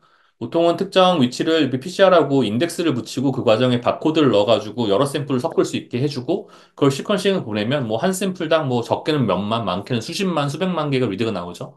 그럼 와일드 타입 서열을 여러 가지 툴들이 이제 온라인 나와 있는데 제가 여기 두 가지 툴들을 보여드리고 있는데 이런 툴들 외에도 상당히 많습니다. 이런 툴들에 이런 그 나온 그 AB 시퀀싱 파일을 파스타 파일을 넣으면서 와일드 타입 시퀀스 같은 것들 넣어주고 앰플리콘 시퀀스를 넣어주면 이게 뭐 무슨 돌연변이가 얼마큼 나왔다는 걸 쭉쭉 계산을 해줍니다. 그럼 바로바로 퍼센티지도 나오고 어떤 원리들이 많이 생기는지도 바로 보여주기 때문에 가장 정확히 퀀티테이티브 하죠. 근데 아무래도 비용과 시간이 많이 든다는 측면에서 컨퍼밍 에세이로 많이 쓰이는 면도 있고요. 또 자주 사용할 수 있는 곳들에서는 이런 실험들 많이 하고 있습니다. 요즘에 랩들에서는 얼마나 NGS들이 커먼한지는 모르겠는데, 뭐, 제가 뭐 이것들 많이 얘기해야 할 때는 여전히 좀 어려워하는 곳들도 많고, 많이 안 쓰는 곳도 많았기 때문에, 앞에 있는 두 가지를 중심으로 하면서 이거를 컨퍼밍 에세이로 쓰는 것도 많고요. 랩인 경우에는 오히려 NGS 중심으로 많이 하고 있습니다. 여기까지가 사실은 기능적으로 사실은 우리가 에디팅이 얼마나 잘 됐냐 안 됐냐를 보는 방식에 대한 내용입니다. 그래서 이런 것들을 이용해서 이제 그 낙가웃 셀 라인을 시간이 어, 한 2, 30분, 20분 정도 이제 셀라임 관련 데이터 보여드리고, 그 다음에 잠깐 멈추면서 질문들 답하고, 남는 시간에 나머지를 좀 하도록 할게요. 그래서 이제 낙가우 셀라인이랑 낚인 셀라인 만든 케이스들을 조금만, 한두 개만 보여드릴 것 같은데, 여기서 제가 EN이라고 써놓은 엔도뉴클레이즈는 좀 크리스퍼 탈렌 시절에 만든 그림이라서 그렇고요. 그리고 요 시절에는 뭐 트랜스펙션 하면은 1에서 20% 트랜스펙션 이피션시를 트랜스펙티드 셀 어콰이어 뮤테이션, 그러니까 에디팅이 한 1에서 20% 나오면 웬만큼 됐다라고 얘기하던 시절이었어요. 근데 사실 지금 크리스퍼는 요 과정에서 웬만한 셀 라인에서는 적어도 50%, 뭐, 프리퍼런셜하게 80% 이상 에디팅을 만들어 놓고 시작하시는 게 제일 좋습니다. 예전에 이 시절에는 이랬기 때문에 저희가 콜로니를 하나 짜기 위해서 좋은 콜로니 한두 개 만들기 위해서 콜로니를 200개, 300개씩 아이솔레이션해서 썼거든요. 근데 지금은 80%씩 에디팅이 나오면 콜로니 100개나 50개만 하셔도 충분히 낙가우 셀 라인 나옵니다.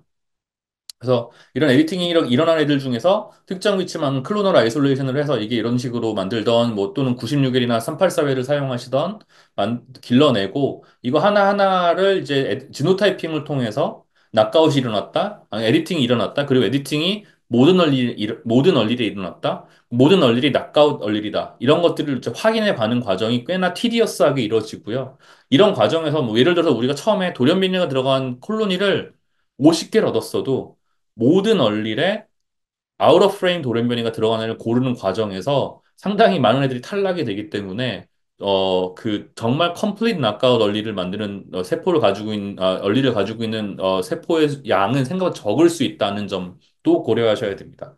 그리고 이거는 사실은 낙아웃 셀 라인을 만드는 데 있어서 궁극적인 어려움이긴 한데 당연히 내가 낙아웃하는 진을 낙아웃 했을 때 세포가 천천히 자라거나 리서라면 낙아웃 라인이 잘 안 나옵니다. 리서라면 당연히 컴플릿 낙아웃은 안 나오고요.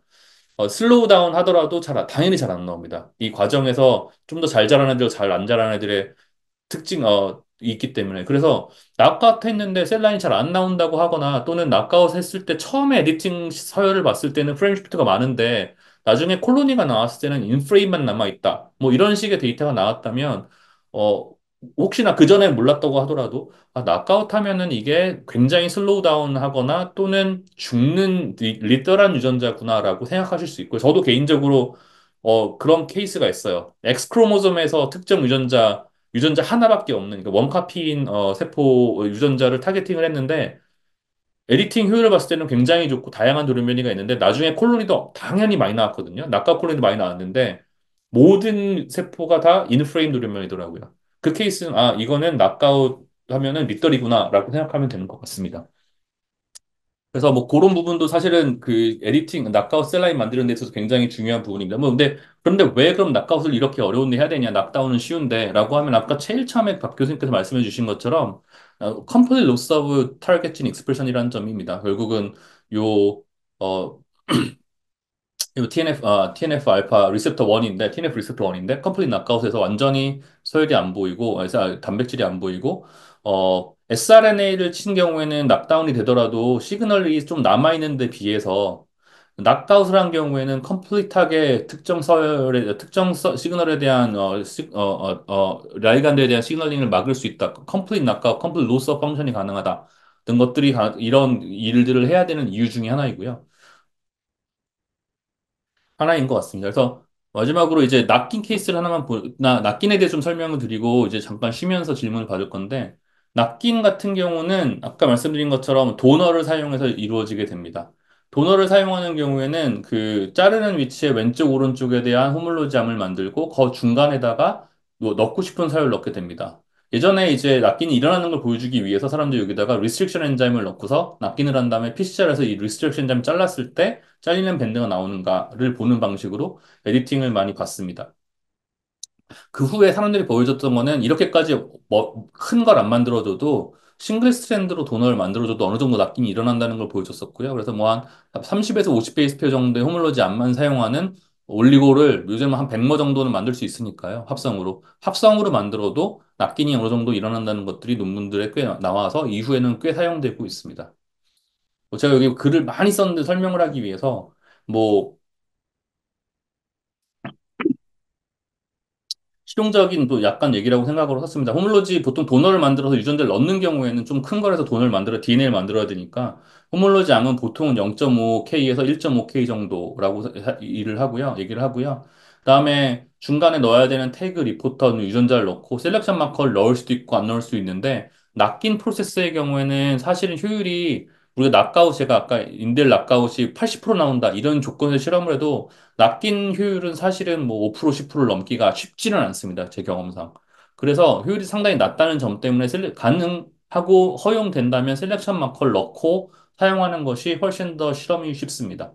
그리고 보통 저는 이제 일렉트로포레이션을 하면 을 방식으로 낚인을 많이 했는데 그게 DNA를 상당히 많은 양을 한꺼번에 넣을 수 있기 때문이거든요. 그래서 보통 농도를 좀 높게 사용하면서 일렉트로포레이션 하는 방식으로 제가 가장 많이 했었고 제가 사실 이거는 0.01에서 10%로 매우 넓은 레인지로밖에 에디팅이 일어난다, 낚인이 일어난다는 얘기는 GFN 탈렌 그리고 크리스퍼 때도 마찬가지인 것 같아요. 크리스퍼도 사실은 뭐 논문상에서 많이 나오지만 현실적으로 랩에서 실험했을 때 10% 넘게 낚인하는 게 쉬운 일은 아닙니다. 근데 이거는 제 생각에는 GFN 탈렌에 비해서 크리스퍼가 더 잘 자르기 때문에 인델 효율은 많이 올라오지만 세포 자체가 더블 스트랜드 브레이크가 생겼을 때 NH를 리페어해 버리는 게 HR로 가는 것보다 훨씬 높기 때문에 그 세포 자체가 갖고 있는 특성 때문에 어느 이상 HR을 일으키기가 어려운 점들이 좀 있는 것 같아요. 그래서 HR은 전체적으로 효율이 아주 높긴 어렵다. 물론 뭐 논문상에서나 저도 경험상 3, 40%도 해본 적이 있지만 일반적으로 얘기하면 그러합니다. 그리고 DNA를 많은 양을 트랜스크립션 하면은 세포가 보통 많이 죽거든요. 그래서 좀 스케일을 크게 시작하는 것들 좋다는 것도 제 경험상에 말씀드릴 수 있는 부분인 것 같고요. 그래서 제가 케이스로 하나 보여드릴 그냥 일은 특정 엑손 6번에 몇 가지 돌연변이를 넣고 싶어 하는 프로젝트였습니다. 그래서 이 프로젝트를 하기 위해서 요 위치를 자르는 유전자를 만들고 그 양쪽에 있는 암들을 서열을 갖고 와서 호물로지 암을 만든 다음에 중간에다가 엑손 6번에 내가 원하는 돌연변이가 들어있는 형태의 서열을 도너에 넣어주고 서열이 효율이 상당히 떨어질 거기 때문에 셀렉션 마커를 넣었는데 셀렉션 마커를 제거할 수 있기 위해서 락스로 플락스돼 있는 형태의 마커를 넣었습니다. 이렇게 만들어서 도너는 뭐 이렇게 생겼고, 뭐, 이제 실험의 과정을 생각해 보면은 제일 처음에 어떻게 되면 유전자 가위를 넣고 도너를 넣어서 HR을 일으키죠.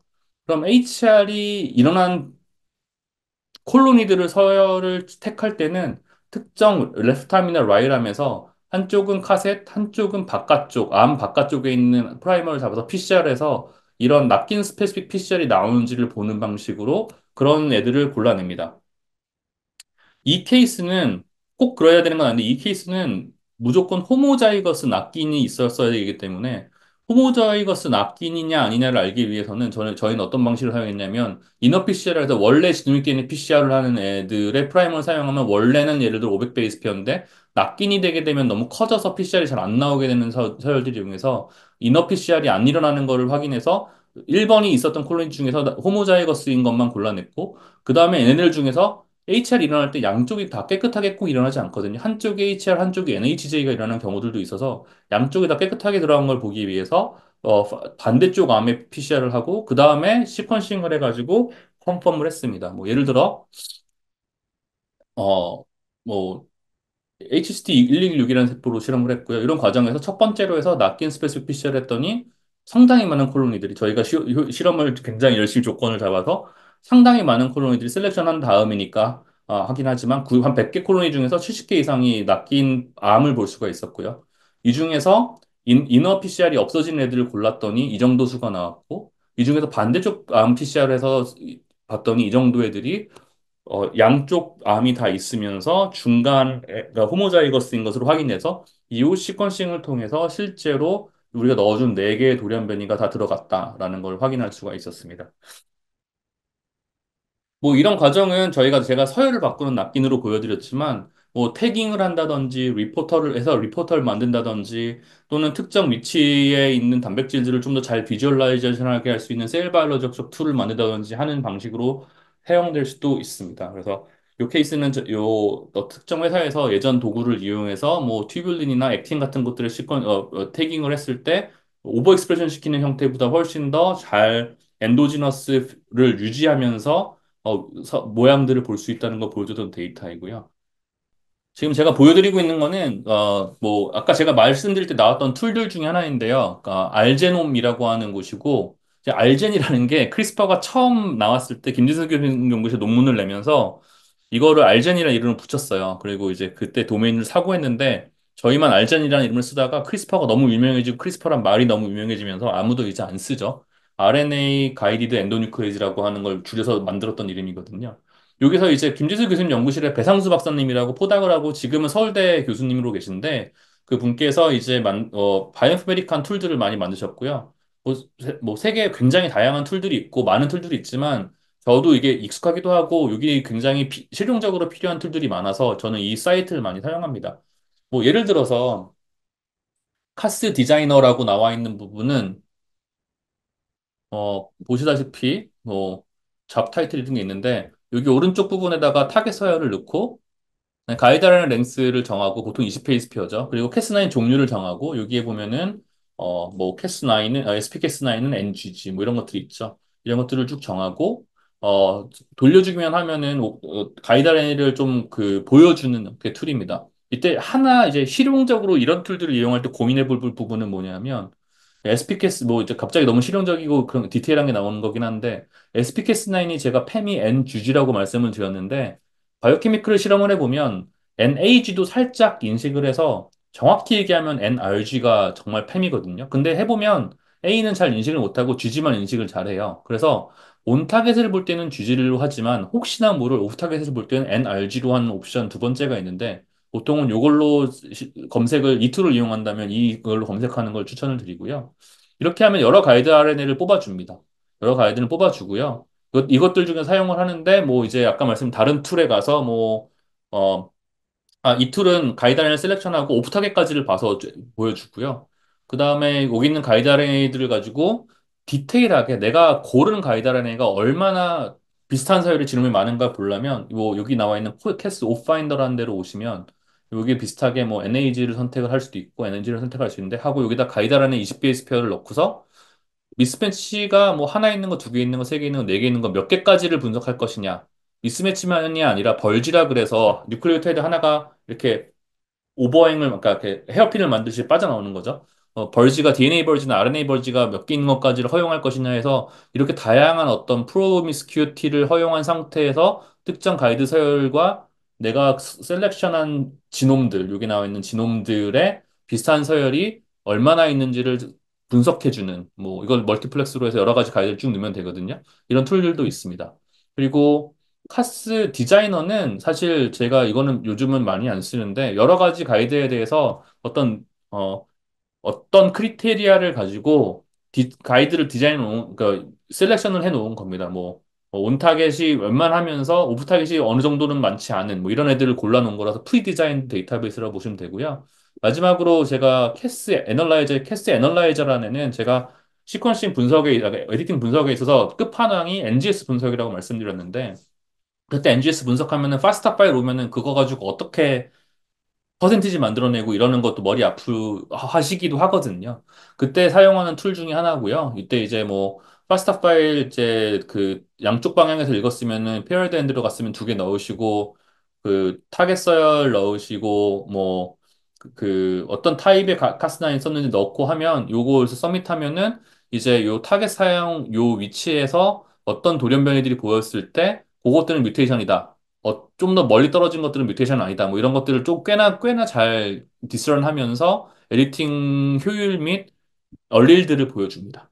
그래서 제가 좀 얘들을 좀 보여줄 수 있으면 좋은데 뭐 찾을 수는 있지만 어쨌든 그래서 이런 시간이 많지 않으니까 이런 도구들을 좀 사용해 보시면 좋고요. 이따 얘기 말씀드릴 베이스 에디팅이나 프라임 에디팅이라는 것들 제가 디테일하게 말씀드리진 않겠지만 여기 보시면 이런 것도 디자인하는 것들이나 베이스 에디팅 결과를 애널라이즈하는 툴들도 배상수 교수님이 만들어 놓으셨거든요. 그래서 이게 뭐 세상 가장 유저 프렌들리하거나 가장 빠른 툴은 아니지만 제가 느끼기에는 그 한국 사람이 쓰기 굉장히 편하게 돼 있고 또 하나는 보통 대부분의 툴들이 온라인에서 할 수 있는 것들이 좀 제한되고 보통은 다운받아서 코드로 파이썬으로 해야 되는데 비해서 뭐 요즘은 이렇게 학생분들이 파이썬 잘 쓰시는 것 같긴 한데 저는 사실은 웹으로 포트돼 있는 게 훨씬 더 쓰기 편한 편이어서 어, 웹으로 잘 되어 있는 것들이 많지는 않거든요, 다. 근데 이제 웹으로 되어 있다는 측면에서는 사용하기 좋아서 이 사이트가 아마 시작하는 분들한테는 꽤 유용한 사이트가 아닐까 싶어서 먼저 좀 보여드렸습니다. 다시 돌아가서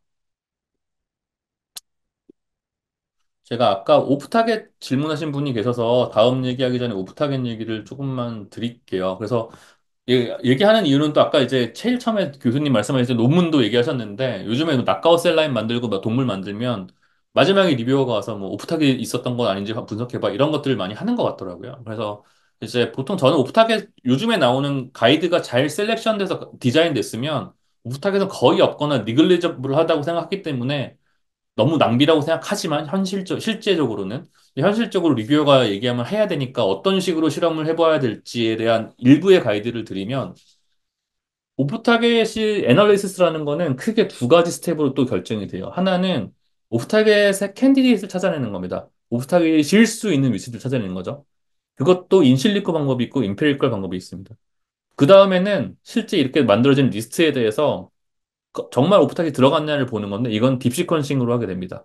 왜냐면은 오프타겟이라는 애들은 굉장히 효율이 낮거든요. 보통은 오프타겟이 있더라도 온타겟에 6, 70% 에디팅 들어가고 있으면 오프타겟은 높, 디자인을 제대로 했다면 1% 이하가 보이게 될 거예요. 그리고 다른 방식으로는 보기가 어려워요. 그래서 딥시퀀싱을 해야지만 보이거든요. 그래서 여기서는 그냥 이 과정에 대한 키워드만 좀 보여드리는 건데, 인실리코라고 하면 아까 제가 보여드린 이 뭐 예를 들어서 알지넘 툴 또는 다른 툴들에 들어가서 내가 셀렉션한 가이드라인을 넣고 내가 사용한 가이드라인과 사용했던 세포를 종을 넣으면 미스매치나 이런 것들을 가지고 찾을 수가 있죠. 어, 제 경험입니다. 이거는 그러니까 경험이라는 거가 100%라는 게 아니라 이 정도가 제 경험상에서는 맞다는 건데 논문상에서 보면 뭐 오베이스페 미스매치나 벌지가 있어도 오프타겟 자른다는 논문도 있어요. 근데 이제 그런 것들 잘 보시면 보통은 가이드라인의 디자인이 이상하거나 뭐 GC가 리치하거나 합니다. 또는 위치를 잘못 잡았거나. 제 경험상 요즘에 나오는 그 툴들을 이용해서 잘 디자인을 하면 오프타겟 잘 나오진 않아요. 그리고 잘 웬만한 서열이라면 미스매치가 세개부터는 사실 에디팅이 잘 보이지 않아요. 그래서 세 개부터는 잘 보이지 않아서 두 개나 하나는 보일 때도 많거든요. 근데 세 개부터는 사실은 잘 보이지 않습니다. 물론 이거의 디스트리뷰션 따라 다르지만. 그래서 저는 보통은 내게 웬만큼 괜찮나라는 걸 볼 때는 서열을 넣고서 미스매치 넘버를 3을 넣고서 보고서 세 개 있는 위치가 얼마나 있나 보고 세 개 있는 위치는 보통은 뭐 몇 개에서 몇십 개까지도 나오거든요. 그럼 그런 애들을 PCR에서 딥시퀀싱 하는 방식으로 해서 인실리코 실험을 합니다. 그래서 보통은 에디팅 효율이나 스페시피티가 너무 중요한 실험이 아니면 이렇게 인실리코 애널리시스로 오프타겟을 캔디데이트를 찾고 그 중에서 제일 가능성이 높은 애들을 가져와서 딥시퀀싱으로 해서 오프타겟 없었습니다. 보여주는 정도면 억셉트 해야 되고 할 만합니다. 근데 이제 더 많이 아는 사람들이나 오프타겟이 중요한 사람들한테 정말 그게 다야? 뭐 이럴 수 있거든요. 그러면 이제 그때부터는 오프타겟 캔디데이트를 실험적으로 아이솔 찾아내는 어떤 방식으로 오프타겟을 찾게 됩니다. 뭐 최근에 굉장히 다양한 방식이 나왔는데 다양한 방식이라고 해도 크게 보면 이 두 가지 처음 나왔던 방식들의 변형들이에요. 첫 번째가 가이드식이라는데 이거는 셀 베이스드고 사람들이 제일 많이 사용하는 일입니다. 실험을 생각하면 별건 아니고요. 유전자 가위를 넣어주면서 더블 스트랜드 ODN을 하나 넣어주는 겁니다. 이때는 보통 5'의 포스페이트가 있어야 되고요. 그러면 잘린 더블 스트랜드 블런트 엔드에 이 ODN이 캡처되는 일들이 상당히 낮은 효율로 일어납니다. 하지만 일어나거든요. 그러면은 잘린 위치에는 이런 일들이 일어날 수 있으니까 ODN 서열을 이용해서 PCR을 하고 이거를 캡처 앰플리파이 하는 방식으로 NGS 라이브러리를 만들고 시퀀싱을 하면 이 ODN 옆에 있는 서열이 무엇인가를 보는 방식으로 이제 오프타겟이 어디 있나라는 걸 볼 수가 있다는 거죠. 근데 현실적으로 이게 인들이 들어가는 것보다 더 센서티브 하거든요. 그래서 제가 캔디데이트라고 부르는 이유는 이렇게 나오는 애들이라고 다 인들이 일어나진 않더라. 이게 상당히 어, 바이 찬스에 의해서 보일 때도 있고 랜덤 더블 스탠드 브레이크에서 보일 때도 있고 하기 때문에 좋진 않더라. 하지만 이런 방식으로 해서 캔디데이트를 만들어내고 그거 다음에 이걸 딥식을 해서 보면은 리뷰어가 아, 너 열심히 했구나라고 할 겁니다. 아래에 있는 다이지놈이라는 방식은 인비트로 방식인데요. 다이지놈이라고 하는 거는 다이제스티드 지놈이거든요. 그래서 그냥 좀 컴프리hen시브하게 해버리는 거죠. 그래서 예를 들어 휴먼 지놈을 아이솔레이션 한 다음에 크리스퍼-캐스9은 RNP로 만들면 이게 아까 제가 세포에 넣으면 자른다고 했는데 세포에 넣지 않고 시험관에 넣어도 자르거든요. 그래서 시험관에 그냥 지노무에다 대고서 크리스퍼를 많이 쳐서 크리스퍼가 여기저기를 자르게 만드는 겁니다. 그다음에 그 샘플을 바로 NGS를 보내면 프리 다이제스티드 위치들이 NGS 얼라이먼트에서 특정 형태로 보이게 됩니다. 그리고 이게 프리다이제스트가 정말 제대로 됐다면 특정 위치가 이렇게 고 오버하는 시퀀스 앰플리컨 없이 딱 잘린 형태로 보이게 되거든요. 이게 요 아래에 있는 요만큼만 보이는 형태로 보이게 되거든요. 그래서 요런 패턴들을 애널리시스를 통해서 프리다이제스티드 위치를 찾는 형태로 크리스퍼의 오프타겟이나 온타겟을 찾는 게 다이지놈이고 이거를 뭐 어떤 식으로 프랩하냐 뭐 이거를 잘라서 바로 NGS로 안 가고 홀지롬 시퀀싱으로 안 가고 PCR을 통해서 뭐 인리치를 해서 뭐 그냥 마이식으로도 보고 뭐 이런 방식들이 나왔는데 결론적으로는 인비트로 방식들은 지노마에다 대고 자른 다음에 잘린 위치들을 캡처하는 방식으로 보는 거죠. 그래서 인비트로 셀 베이스 방식을 통해서 어떤 캔디데이트를 만들어내게 되는데 물론 이 앞서 가이드식 말씀드린 것처럼 이런 방식들이 잘린 위치를 실험적으로 발견한 건 맞지만 이런 것들을 찾아서 다 하나하나 세포에다가 넣어서 보면 온타겟의 90% 에디팅을 하고 있는데도 오프타겟의 돌연변이를 거의 관찰하지 못하거나 관찰되더라도 0. 몇 프로 수준에서 관찰되는 게 대부분의 케이스입니다. 그래서 하여튼 실험적으로 뭐 리뷰어 때문이든 뭐든 이 실험하셔야 된다면 이런 어떤 로직 방식들에 대한 난리지를 가지고 뭐 프로토콜 찾아보시거나 다른 논문들도 찾아보시면서 실험해 보시면 될 것 같습니다. 시간으로 봤을 때 제가 뒤에 열심히 준비해 놓은 치료제에 대한 내용들은 별로 하지 말고 그냥 툴들에 대한 내용들 정도를 이제 커버하고 끝내면 커버하고 끝내면 될 것 같은데요. 제가 뭐 앞서서 길게 말씀드렸지만 뭐 GFN 탈렌을 거쳐서 크리스퍼 캐스9이 나왔죠. 그래서 이런 더블 스트랜드 브레이크를 일으키는 툴들은 이 외에도 계속 나와서 뭐 최근에는 CPF1, Cas12a라고 하는 애들이 최근도 아니고 벌써 예전에 나와서 많이 사용되고 있습니다. SP캐스9과 CPF1의 차이는 뭐 몇 가지가 있는데 당연히 팸 서열과 이 다른 것만이 아니라 팸의 어떤 그 컨피규레이션이 다르고요. 그 다음에 사실은 CPF4는 단백질 좀 작고 가이드도 더 짧습니다. 그런 측면에서는 사용하기가 좋은 장점이 있고요. 근데 이제 단점이라고 하면 보통은 SPK9에 비해서는 액티비티가 좀 떨어집니다. 그래서 작기 때문에 AAB랑 사용하기는 좀 더 좋고 렌티바이러스 사용해도 좀 더 좋고 멀티플렉스 사용해도 좀 더 좋은 장점들이 있는데 액티비티가 좀 떨어지기 때문에 일반적인 어플리케이션 낚아온 낚기에는 뭐 많이 사용하진 않는다고 저는 생각하고 좀 SPK9에 비해서 그냥 툴로 사용하는 데 있어서 장점은 좀 적다고 생각하고 다만 이제 액티비티가 살짝 떨어지더라도 굉장히 좋은 애 찾아내기만 하면 오프타겟이 좀 더 좋고 그다음에 좋은 장점 때문에 이제 뭐 치료제를 만들거나 하는 데서 장점이 될 수 있다고 생각을 합니다. 오른쪽에 나와 있는 캐스 13은 여기 나와 있긴 하지만 사실 더블 스탠드 브레이크 인듀싱 툴은 아니고요. RNA를 다루는 툴로 알려져 있고 그래서 RNA 클리비지 용 툴로 사용되기도 합니다. 그래서 지금까지 설명드린 대부분은 두 가닥 절단을 하는 방식으로 하는데 이 두 가닥을 절단하면 세포는 이게 너무 나쁜 데미지이기 때문에 너무 뮤타제닉한 데미지이기 때문에 급하게 붙이는 걸 많이 해서 급하게 붙이다 보면은 인델이 들어가서 낙아웃을 만들 수 있다. 하지만 가끔은 정확하게 붙일 때인데 이때는 도너를 사용하고 우리가 도너인 척할 수 있는 물질을 만들어 넣어주면 납기를 해서 서열을 바꾸거나 유전자 도입을 할 수 있다. 라는 게 지금까지 말씀드린 내용이에요. 사실 예전에 제가 GFN 때부터 하면 GFN 나온 다음에 탈렌 나왔을 때 2세대 유전자가 그다음에 크리스퍼 나왔을 때 3세대 유전자가 이랬거든요. 그럼 이제 그다음부터는 이때까지는 사실 이런 연구를 한 사람이 많지가 않아서 이렇게 했는데 그다음부터 무슨 유전자가 새로운 게 나올 때마다 뭐 기자분들이나 뭐 이런 분들이 연락해서 4세대가 나온 거냐 뭐 이렇게 물어보시는데 사실은 이제부터는 크리스퍼가 나온 다음부터는 세대라는 의미가 좀 의미가 없어진 것 같아요. 두 가지 이유인데 더블 스트랜드 브레이크를 너무 잘 자르게 돼서 더블 스트랜드 브레이크를 일으키는 에디팅으로서는 더 좋은 애가 나올 필요가 없다는 점도 한 가지가 있고 두 번째는 그 다음에 나온 애들이 크리스퍼 캐스9에 비해서 더블 샌드를 일으키는데 그다지 좋지 않다. 더 좋진 않다는 점에서도 사실 그런 것 같아요.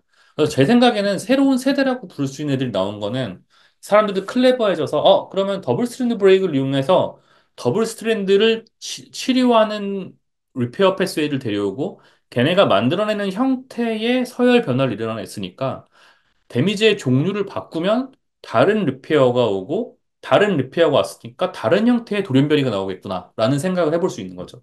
이런 아주 똑똑한 생각을 사람들이 했습니다. 그래서 뭐 이거는 좀 더 옛날 얘기지만 뭐 닉을 만들 수 있죠. 근데 닉을 만드는 건 좀 다른 얘기고요. 이제 제가 생각할 때 제가 사실 지난 한 10년을 생각했을 때 읽으면서 가장 무릎을 많이 치면서 감탄했던 논문 중에 하나가 이 네이처 논문인데요. 베이스 에디터라는 게 처음 나왔던 논문이었어요. 베이스 에디터라는 애는 기본적으로 이름이 말하는 것처럼 베이스 서열 단위에서 바꾸는 애입니다. 그러기 위해서 데미지를 더블 스트랜드 브레이크를 주는 게 아니라 베이스 데미지를 주고 베이스 리페어가 오게 해서 이것들을 베이스 익스전 리페어나 NER 그 뉴클리오타이드 익스전 리페어 같은 애들이 오게 해서 이것들을 치료하게 하는 것이죠. 근데 이게 정말 아름다웠다는 표현을 쓰는데 저는 뭐 제일 처음에 나왔던 애들은 아포백 같은 경우인데 처음에 요 그림이 너무 복잡해서 하나하나 설명하지 않고 논문을 읽어보시기를 바라는데 제일 처음에 나왔을 때 이제 재밌었던 게 이게 어떻게 되냐면은 바인딩을 하면 오프닝이 되죠. 오픈이 되면 상대쪽 반대쪽 스트랜드에 있는 RNA 베이스들은 오픈이 되어 있잖아요. 그러니까 캐스9에다가 이 베이스 C라는 애를 인식해서 디아미네이션을 해서 U로 바꿔주는 엔자임을 퓨전시켜 준 겁니다. 그러면은 오픈된 쪽에 있는 C를 인식해서 디아미네이션에서 이게 U로 바뀌겠죠.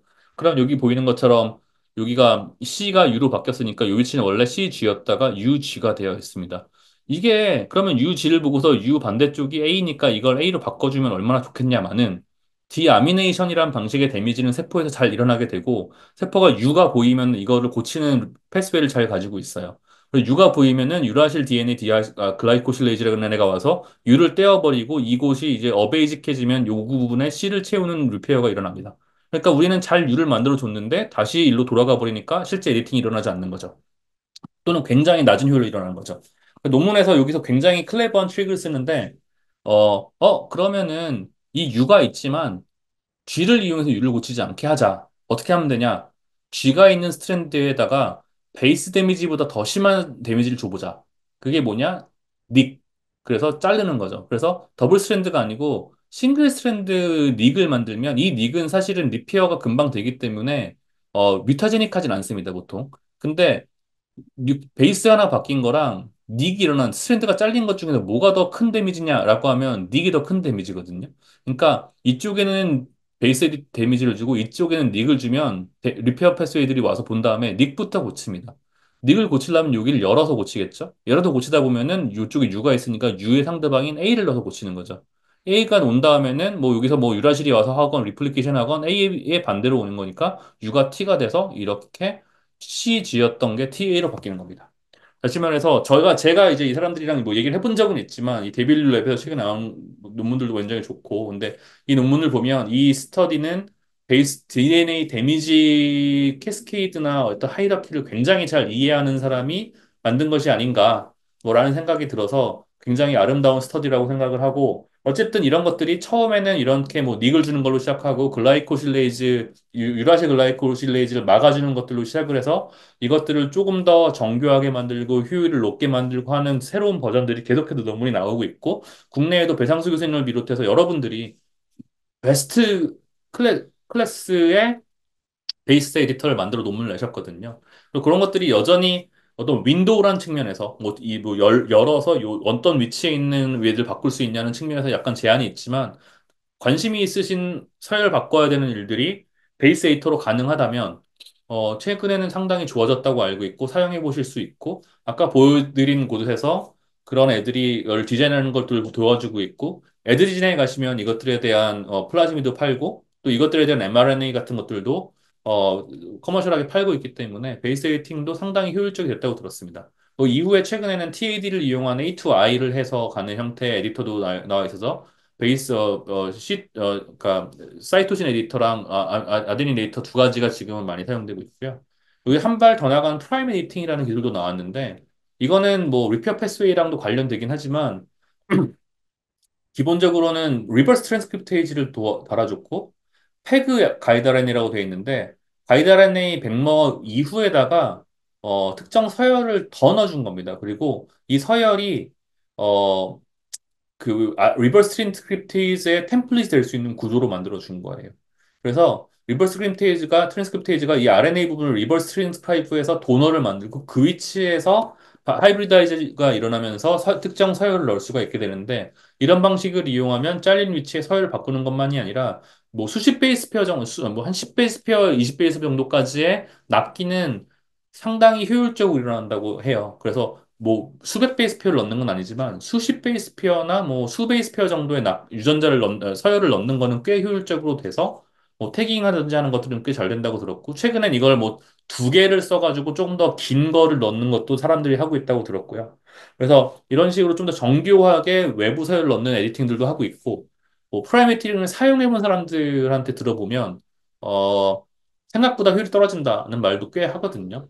근데 이걸 지금 사용하는 교수님들한테 들어보면 이것도 프라이메이팅도 뭐 세븐인가까지 지금 임프루브 버전이 나와 있는데 이렇게 굉장히 좋은 애들을 사용하고 가이드 RNA, 팩 RNA 디자인을 상당히 다양하게 스크리닝을 하면 수십 프로 정도의 프라임 에디팅도 가능하다라는 얘기도 하니까 좀 아마도 디자인을 해서 좋은 애들 만드는데 시간이 걸리긴 하지만 어, 품을 넣으면 뭐 수십 프로 정도의 프라임 에디팅은 가능한 시대.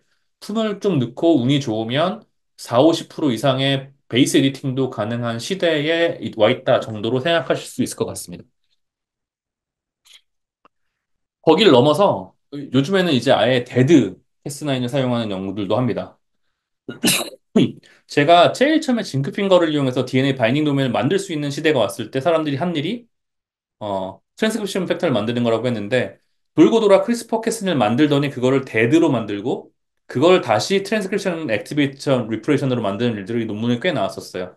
데드를 만든다는 일은 크게 별건 아니고 캐스9이 있는데 거기에 제가 아까 제일 처음에 미케니즘을 설명드릴 때 두 개의 뉴클레이즈 도메인이 있다 그랬는데 두 개의 뉴클레이즈 도메인에 액티브 사이트에 있는 아미노 애시드에다가 돌연변이를 하나씩 주면 그러니까 두 군데만 포인트 뮤테이션을 주면서 두 군데만 아미노 애시드를 바꿔주면 애들이 모든 게 똑같아서 바인딩을 하는데 바인딩까지만 하고 자르지 못하는 형태가 되거든요. 그러면 이 바인딩을 하는 상태에서 주변에 영향을 줄 수 있는 이펙터를 달아주면 되는 거죠.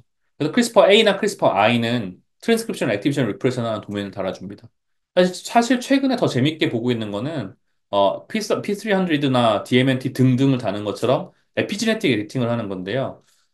제가 뭐 데이터를 갖고 오진 않았어요. 근데 개인적으로 되게 재밌어하는 분야인데 크리스퍼 A나 크리스퍼 I는 되게 재밌는 리서치 툴이고, 스크리닝에 많이 사용돼요. 근데 실험적으로는 치료제적으로는 개인적으로 재미없어 하는 게 뭐냐면, 크리스퍼 A든 I든 넣어주고, 얘네가 사라지면 액티베이션, 리플레이션이 사라지잖아요. 그러니까 이펙터가 있는 동안에만 효과가 나오거나 이펙터가 있는 다음에 며칠 동안만 효과가 나온다면 치료적으로는 리버서블하다는 장점이 있다고 할 수는 있지만 장기적인 치료제가 될 수 없다는 점에서 단점이 있는데 에피제네틱 레귤레이션은 저는 사실 여전히 직접 한 실험은 아니라 믿진 않는 부분도 있는데 해볼 때까지는 실제 한 번 효과를 주면 이펙터가 없어져도 평생 간다는 데이터들이 나오고 있어요. 이거는 사실은 액티베이션은 아니고요. 리프레션에 대해서는 그래요. 그래서 DMMT를 비롯해서 한 세 가지 정도의 단백질을 달아주면은 그걸 넣어서 리프레션 에피제네틱 마크로 엔지니어링 에피제네틱 에디팅 엔지니어링을 해주면 그 위치가 평생 마우스에서는 평생 간다고 하고 NHP 프라이밋에서도 인비보에서 간에서는 뭐 1년인가 2년 동안 낙다운이 유지되고 있는 어떤 데이터들이 논문으로 나오고 있습니다. 제 기억에 올해 네이처에도 한번 나왔고요. 동물 실험이. 그래서 정말로 더블 스트랜드 브레이크를 일으키지 않고 이펙터를 트랜지언트하게 익스프레션 할 수 있으면서도 낙다운 이펙트가 또는 턴 오프 이펙트가 굉장히 롱텀으로 갈 수 있다면 치료제적으로는 굉장히 재밌는 도구가 아닌가라고 생각을 하고 주의 깊게 보고 있습니다.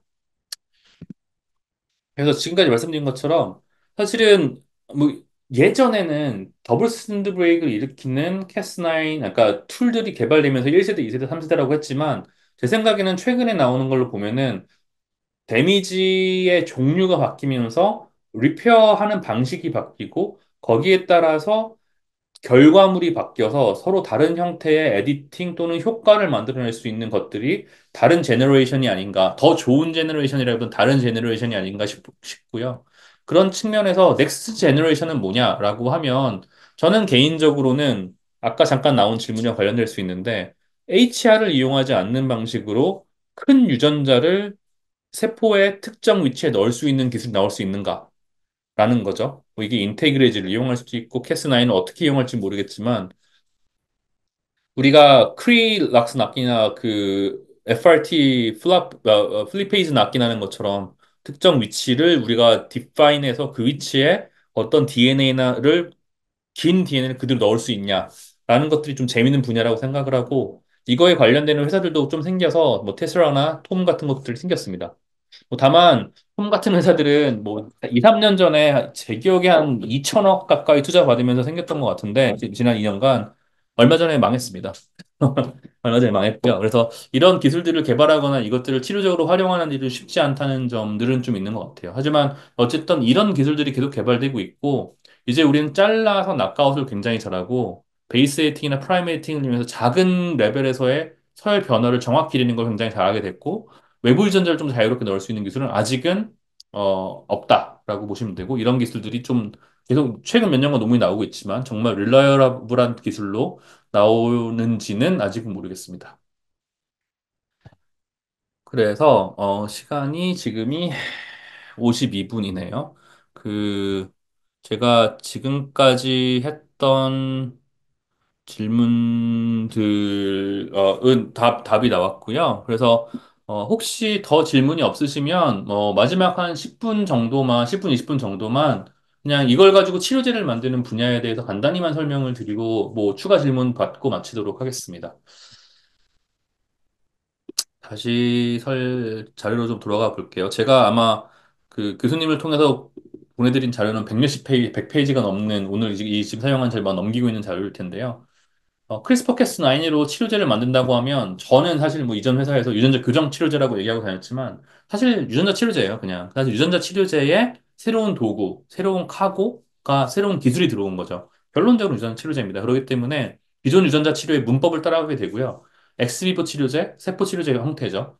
그리고 인비보 치료제, 뭐 체내 유전자 치료제라고 하죠. 뭐 이런 형태를 따라가게 되고 기술들도 따라가게 됩니다. 그래서 여러 가지 어려운 시간들을 거쳐서 유전자 치료제라는 애들이 제자리를 찾아가면서 여러 가지 형태가 나오지만 지금 나오는 유전자 치료제 전체를 보시면 결국은 헤메로포이스 스템셀을 매개로 하는 유전자 세포 치료제, 카티를 매개로 하는 항암 유전자 세포 치료제, 물론 요즘에는 그 자가 면역 질환에 사용되지만 그리고 AAB라는 걸 이용하는 유전자 치료제. 그리고 뭐 요즘엔 조금은 mRNA, LNP를 사용하는 치료제도 나오고 있죠. 그런 어떤 몇 가지 형태의 베리에이션으로 다양한 유전자 치료제가 나오고 있거든요.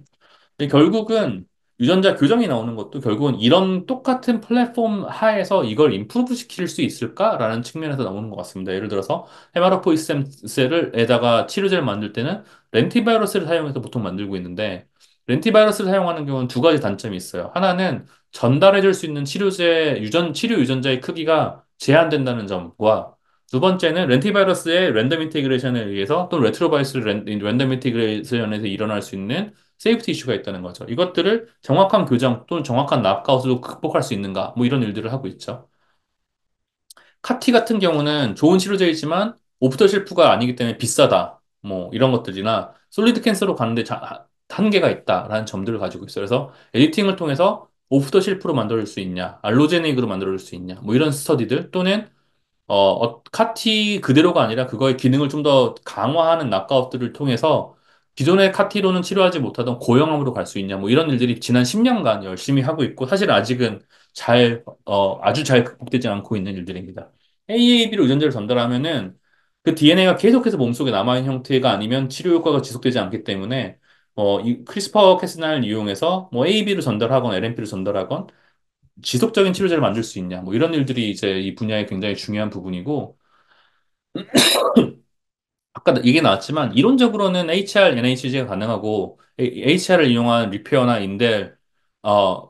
리페어나 인설션이 가능하지만 현실적으로 지금 개발되고 있는 대부분 99%가 90%의 치료제, 99%는 제가 뭐 요즘에 잘 모르겠는데 95%의 치료제는 인대를 이용합니다.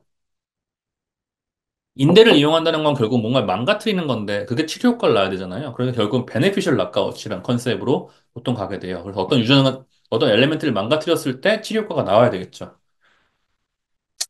뭐 아무래도 인비보는 만드는 게 좀 더 복잡하고 또는 세이프티 관련되는 컨설이 좀 더 많고 하기 때문에 좀 숫자가 적고요. 어, 엑스비보 치료제가 훨씬 다양하게 사용되는데 엑스비보가 다양해 보이지만 오히려 사실 분류를 해보면 거의 다 헤마로포이스 스템셀로 가서 베타살라세미아라는 디지즈에 대한 거, 그 베타글로비노패스에 대한 거, 또는 카티나 T셀에 대해 가서 암에 대한 거, 굉장히 단순한 로직을 가지고 있는 치료제가 많고요. 오히려 인비보 치료제는 전달 방식이나 치료 디지즈가 좀 다양하다는 측면에서 이제 재밌다고 생각을 하고 있습니다. 한 두어 가지 케이스만 좀 소개를 드리고 마치려고 하는데요. 뭐, 이거는 이제 또 이제 옛날 얘기를 또 하는 건데, 그럼 에디팅으로 사람들이 치료제를 만들어야지라고 생각을 하고 처음으로 했던 일이 뭘까라고 생각을 해보면 요 케이스예요. 에이즈입니다. 이거는 사실 결론적으로는 아직 약이 나오지 못했고, 아직도 크리스퍼로도 일부 시도가 되고 있는데, 그거는 꼭 약을 만들 수 없어서가 아니라 회사들이 관심을 가지고 하기에 그렇게 좋은 시장은 아니라는 측면에서 저는 좀 발전이 느리다고 생각을 하고 있어요. 여기 왼쪽에 있는 사람이 굉장히 유명한 티모시 브라운이라는 환자인데 분인데 티모시 브라운은 베를린 페이션트라고 불려요. 왜냐하면 이 사람은 옛날 얘기인데 옛날에 몇십 년, 10년, 20년 전에 10년도 한 20년 전이겠다. 이 사람 에이즈 복균자예요. 에이즈 복균자인데 백혈병이 걸린 거죠. 그래서 백혈병이 걸려서 이런저런 치료가 안 되니까 백혈병의 마지막 치료인 스템셀 이식을 한 거죠. 골수 이식을 한 거죠. 근데 골수 이식을 하는 과정에서 골수를 주는 사람이 CCR5라고 하는 유전자가 낙아웃되어 있는 사람이었어요. 이 유전자는 좀 특이하게 북유럽이나 유럽, 특히 북유럽에서는 한 10%의 환자가 헤테로 낙아웃 상태고, 그러니까 1%의 사람 정도가 컴플릿 낙아웃인 사람인데, 그 컴플릿 낙아웃인 사람이면서 골수 매치되는 사람이 있어서 그 사람의 골수를 이식한 거죠. 근데 이 CCR5라는 유전자가 에이즈 바이러스가 T셀을 인펙션하는 데 사용되는 코 리셉터 중에 하나라서 CCR5 유전자가 없으면 에이즈 감염이 안 되거든요. 근데 CCR5라는 유전자는 낙아웃 파퓰레이션이 있을 정도로 이 유전자가 없어도 사람이 사는데 문제가 없는 걸로 보여져요. 그래서 뭐 이 베를린 환자는 그 골수 이식을 받은 다음에 오히려 백혈병은 좀 재발이 돼서 한두 번 더 치료를 받고 이식을 해서 지금 잘 살아 있는데 첫 번째 이식 후에 온몸에 있는 그 유전자들이, 그러니까 면역 T셀이나 면역 세포들이 CCR5가 없는 거 됐으니까 에이즈가 완치가 됐어요. 뭐, 로직은 단순하게 얘기했지만 사실 이게 똑같이 리핏이 잘 안 되는 케이스이긴 한데, 이걸 보면 사람들이, 아, 그러면은 에이즈 환자한테서 T셀에서 CCR5를 완전히 없애버리면, 이 사람의 에이즈가 나을까라는 생각을 하게 된 거죠. 그래서 이제 GFN 시절에 이런 식의 실험을 해서 왼쪽에 있는 SB728이라는 임상이 됩니다. 그래서 환자한테서 T셀을 빼서 유전자가 이때는 GFN을 넣고, 그 다음에 이걸 환자한테 다시 돌려주니까 어떻게 되는가 봤더니, 낙아웃 효율이 좋지 않기 때문에 당연히 뭐 치료는, 그러니까 완벽한 치료는 되지 않지만 이세대 보여줬던 거는 유전자 가위를 이용해서 CCR5가 없는 T셀을 만들어서 환자한테 넣어줬더니 이 T셀들이 에이즈에 리지스턴트하게 잘 버티고 있고 신기하게 에이즈 전체적인 도즈를 많이 낮춰주더라는 걸 좀 보여줬어요. 그래서 실제 이런 것들이 가능하다는 걸 보여줬고 그래서 GFN이나 탈렌을 이용해서 또는 크리스퍼를 이용해서 헤마로포이스 스템셀로 넘어가서 이걸 하려는 임상들이 지금도 진행이 되고 있습니다. 어쨌든 뭐 이런 컨셉들이 상당히 오래된 재밌는 컨셉으로 첫 유전자 가위를 이용한 유전 교정을 편집을 이용한 치료제로 나왔고 이런 어떤 내추럴 낙아웃 사람들이 퍼퓰레이션에서 보니까 자연적으로 낙아웃되어 있는데 아무 문제가 없는데 치료적인 또는 건강적인 베네핏이 있는 유전자들이 꽤 발견되거든요. 이런 것들을 락아웃하거나 낙다운하면서 치료제를 만드는 게 꽤나 어떻게 보면 트렌드가 되어서 뭐 이후에 나오는 여러 가지 약들 중에서 예를 들어서 PCSK9이나 이런 ApoC3나 이런 애들은 이런 유전자의 돌연변이가 있으면 카디오베스큘러 헬스에 장점이 있다는 게 알려지고 이 블러드에 돌아다니는 어떤 리포프로테인의 그러니까 헬스해진다는 걸 알게 되어서 이거에 대한 엔티바디나 스몰 몰리큘 약도 나와 있고 sRNA 약도 나와 있고 이런 것들을 락아웃해서 이제 하는 임상도 진행되고 있는 뭐 이런 케이스입니다. 어떻게 보면 사실은 비슷한 케이스로 나온 것이 올해 초에 세계 첫 번째 유전자 교정 치료제로 승인이 났다고 하는 그 치료제입니다. 이 치료제는 대상 디지즈는 베타글로비노패시라고 해요. 베타글로빈은 우리가 아는 글로빈이죠. 그래서 몸에 돌아다니면서 산소를 운반하죠. 그러니까 베타글로빈에 돌연변이가 있으면은 선천성 빈혈이 일어나서 뭐 아기 때 죽진 않는데 라이프 익스펙턴시가 꽤 잘 관리를 받아도 40년 이하이고 계속 수혈을 받아야 되기도 하기 때문에 굉장히 퀄러리 오브 라이프가 안 좋은 디지고 좋은 약이 없습니다. 이 계열의 디지즈 중에 제일 유명한 두 가지는 우리가 이제 뭐 요즘에도 그런지 모르겠는데 레닌저 바이오케미스트리 보면 제일 처음에 바이오케미에 나온 단백질 쪽에 나오는 것 중에 하나인 시클셀 어네미아라 그래서 베타글로빈의 돌연변이가 하나가 들어 있어서 그게 이제 베타글로빈의 글로빈의 돌연 모양을 헤모글로빈의 모양을 바꾸면서 빈혈이 일어나는 케이스죠. 그리고 좀 더 시비어한 케이스로서는 베타살라세미아라는 게 있는데 이거는 이제 뭐 저기 중동이나 이런 지역에 있는 사람들은 좀 많은데 아무래도 서양으로 퍼지면서 서양에도 많고요. 이건 조금 더 시비어한 케이스라고 보시면 됩니다. 그래서 이 케이스가 인종이 뭐 동양에 별로 없지만 서양 계열에서는 인종이 많이 믹스가 되면서 시글셀이나 베타살라세미아는 애뉴얼 벌스가 뭐 300K에서 60K 정도 될 정도 상당히 많은 수가 되고요. 현재 약이 없어서 이걸 에디팅으로 이제 접근하는 치료가 상당히 인기가 많은 곳에 개발되고 있고 그 중에서 크리스퍼랑 벌텍스가 개발한 약이 올해 초에 이제 승인이 되면서 세계 최초 승인된 치료제가 됐죠. 이 치료제는 헤마로포이틱 스템들을 이용하는 대치료제고요. 이 치료제의 로직이 아까 말씀드린 어떤 내추럴 낙아웃은 아니지만 내추럴 파퓰레이션이라는 측면에서는 저희 사이언티스트 입장에서 굉장히 재밌어서 제가 항상 얘기하고 다니는 치료제 중에 하나였습니다. 접근 중에 하나였습니다. 사실 이게 GFN 때 사용된 일인데 시작된 일인데 스토리를 제가 조금만 말씀드리고 뭐 한 5분 하고 한 나머지 조금 말씀드리고 마칠게요. 이 스토리는 굉장히 사이언스에서 시작을 합니다. 우리가 그 산소를 운반하는, 이제 글로빈이 우리가 엄마 뱃속에 있을 때랑 태어나서가 다릅니다.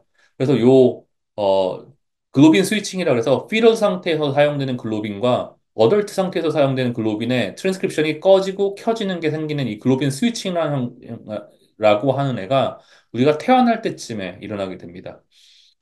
이 스위칭이 사실은 트랜스크립션 레귤레이션에 관련되는 좋은 스터디 모델이어서 오킨 교수를 비롯한 하버드 오킨 교수를 비롯한 굉장히 올드한 어떤 좋은 스터디들이 나와 있고요. 그 과정에서 이런 게 이루어지는 트랜스크립션 네트워크들이 잘 알려졌습니다.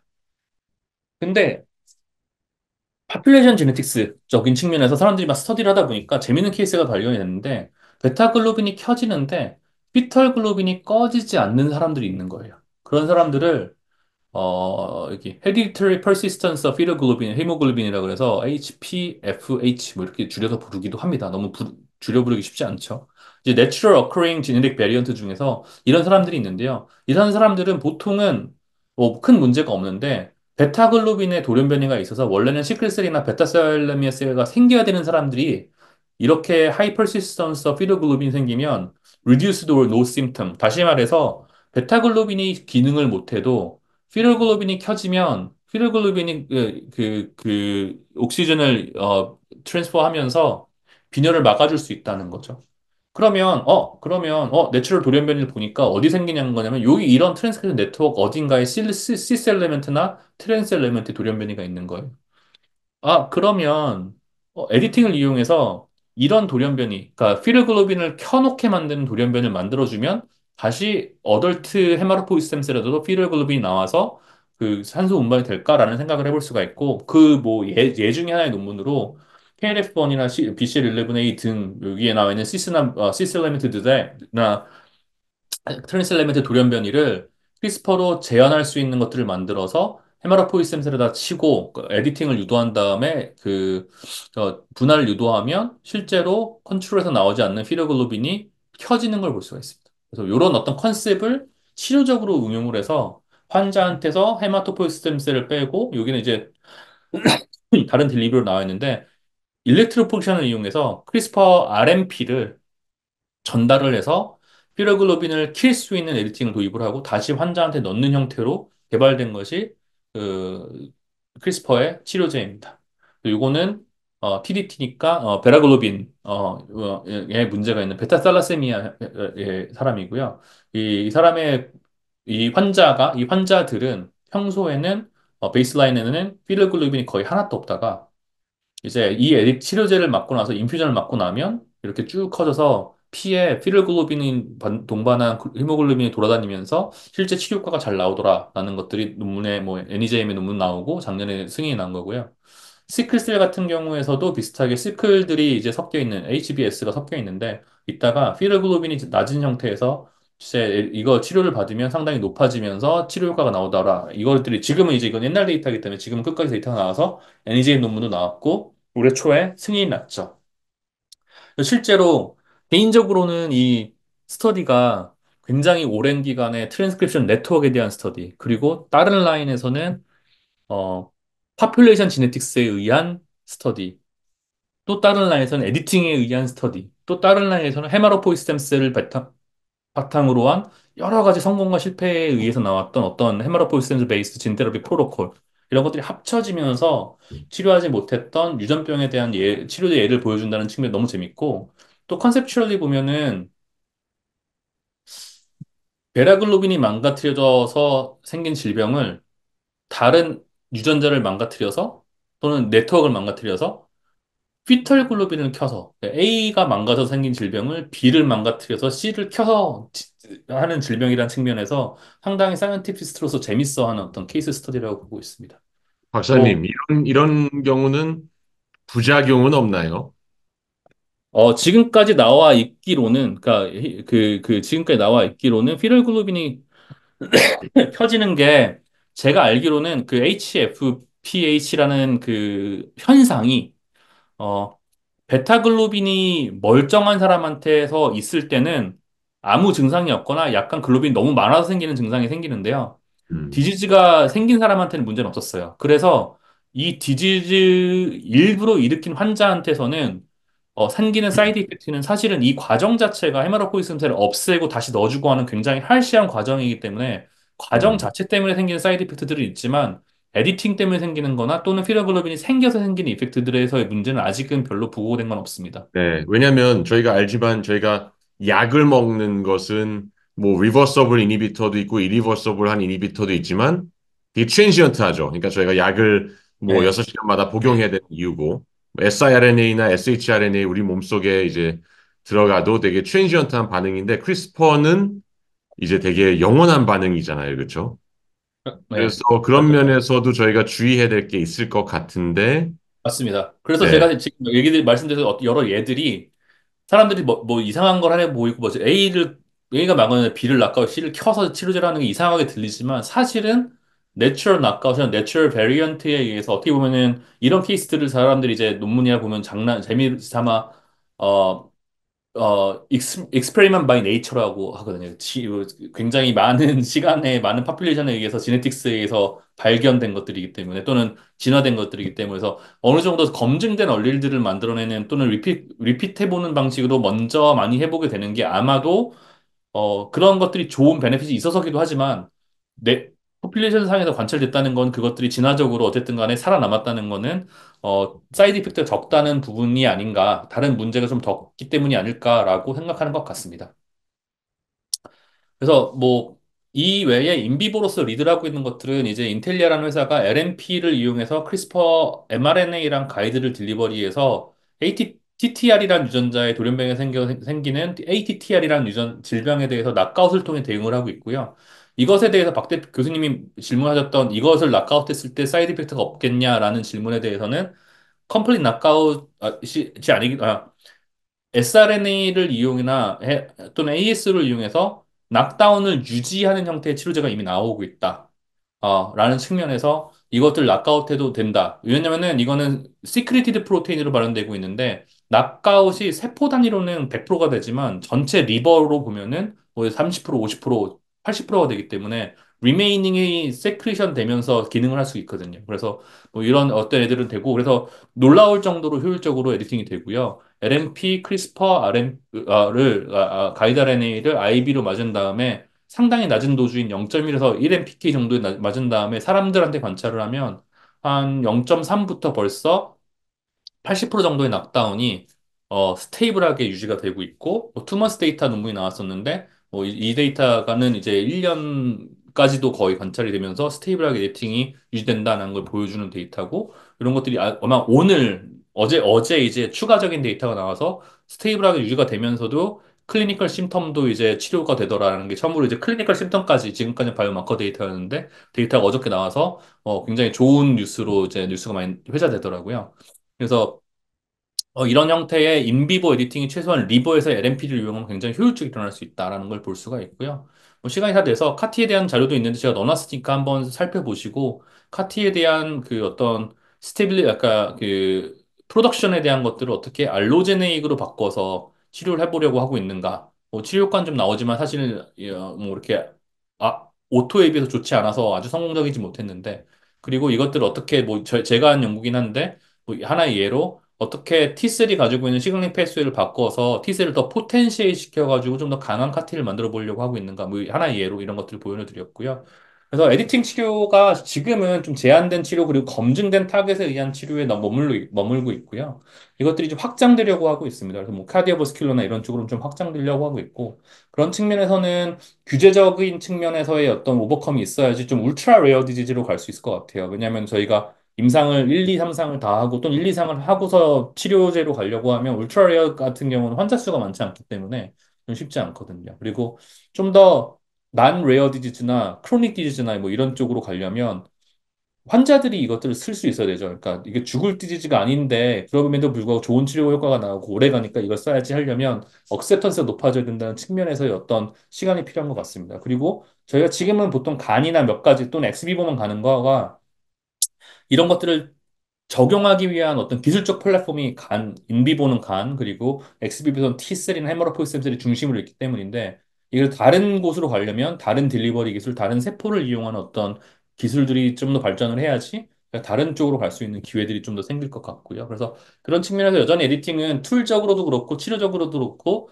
많은 연구가 필요한 분야이고 꽤나 익사이팅하게 진행되는 분야이기 때문에 다른 분들도 크리스퍼 또 에디팅을 지금은 툴로서 많이 접근하고 계시겠지만, 내가 하는 연구를 가좀 완성되는 단계에서 이걸 어떤 식으로 에디팅해서 치료제가 되냐, 뭐 이런 어떤 좀 크리에이티브한 아이디어들도 좀 재밌는 어떤 연구 분야가 되지 않을까 생각을 합니다.